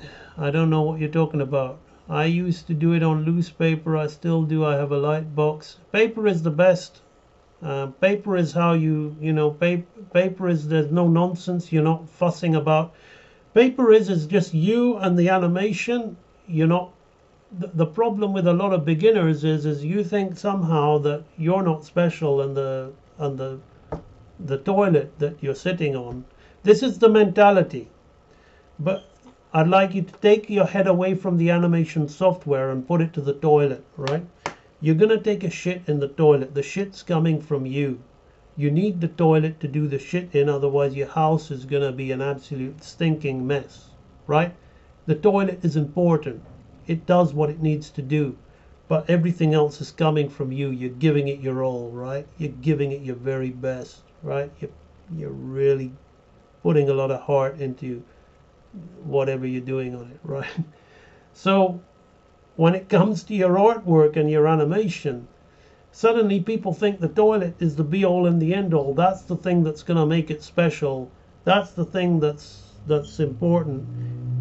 No, that's the thing that, if anything, limits you, makes you a piece of shit, makes you feel completely useless, and makes you learn about things that are irrelevant to actual animation. So if anything, if you're developing your fundamentals and you're not trying to make a scene of yourself and get attention on social media by having all shiny, polished looking turds, which is what most of the stuff out there is, you're actually focusing on developing real fundamentals.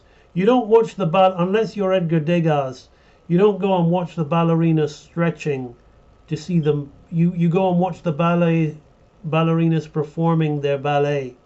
Or you don't watch Conor McGregor doing his pull-ups unless you're interested in improving your pull-up technique, or whoever doing or the gymnast doing their pull-ups. You watch them doing their performance or their sports or their athlete. So people want to put their efforts on social media to vanity, ego, and they're not really caring about the real fundamental training and development. It doesn't matter if you do, if anything, doing it on paper, as we saw with Kevin Silver, you may be a lot better at drawing than you think you are, and everything that looks on this Procreate. God, I fucking hate that word Procreate. Oh, who gives a rat's ass what it is? Hey, you use Procreate. Get out. Seriously, man, that's so irrelevant. It is so irrelevant. Procreate today, what will it be tomorrow? Who gives it? Who gives just whoosh. Seriously, man, where are people's heads at? Just, yeah, anyway, so learn. AMB with is literally where she just life lessons. Well, I tell it to you like this so it sticks. You know, what was that line in the movie Waterworld that who's that great actor who passed away? Dennis Hopper, the deacon, said to Kevin Costner, the mariner, "You're like a turd that don't flush." Well, I want that memory of software being the toilet to stick like a turd that don't flush, so that people remember who the real animator is when they're doing their work and where the real specialist skills are coming from. And the best animation that were ever done, folks, was done on paper. Even if you're an anime man, they haven't really bettered Akira. Okay? It's all done on paper, right? So, you think you're going to do better with your Procreate? Get real. Join the Real Animator Training. Okay, anyway. Right, let's have a quick look through the chat. Like a tiny flower ballet act with a flower sack. That's honestly so adorable. Yes, it is. He's doing that kind of funny leg kick up that is stereotypical of boxers. I thought it was pretty funny. You should look at the way boxers really walk, Mage.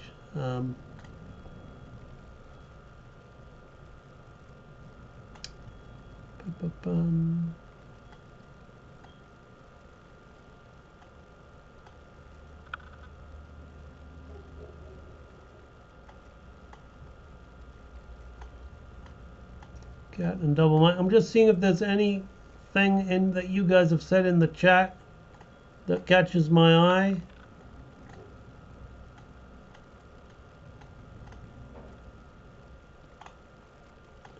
Not really. Okay, 3 hours 35 minutes. I'm gonna think about avoiding calling the stream now. I think you've had a lot of great info today. It's been hopefully it should make up for the lack of streams. We've had an amazing Studio Ghibli style head turn, and we've looked at a lot of great people's work and offered some great feedback to it. So hopefully you guys got a lot of value from that. As ever, keep working hard, stay as real as it is possible to be in this realer than real world that can appear very fake at times. And I'll see you all on the next live stream. Over and out. Bye bye.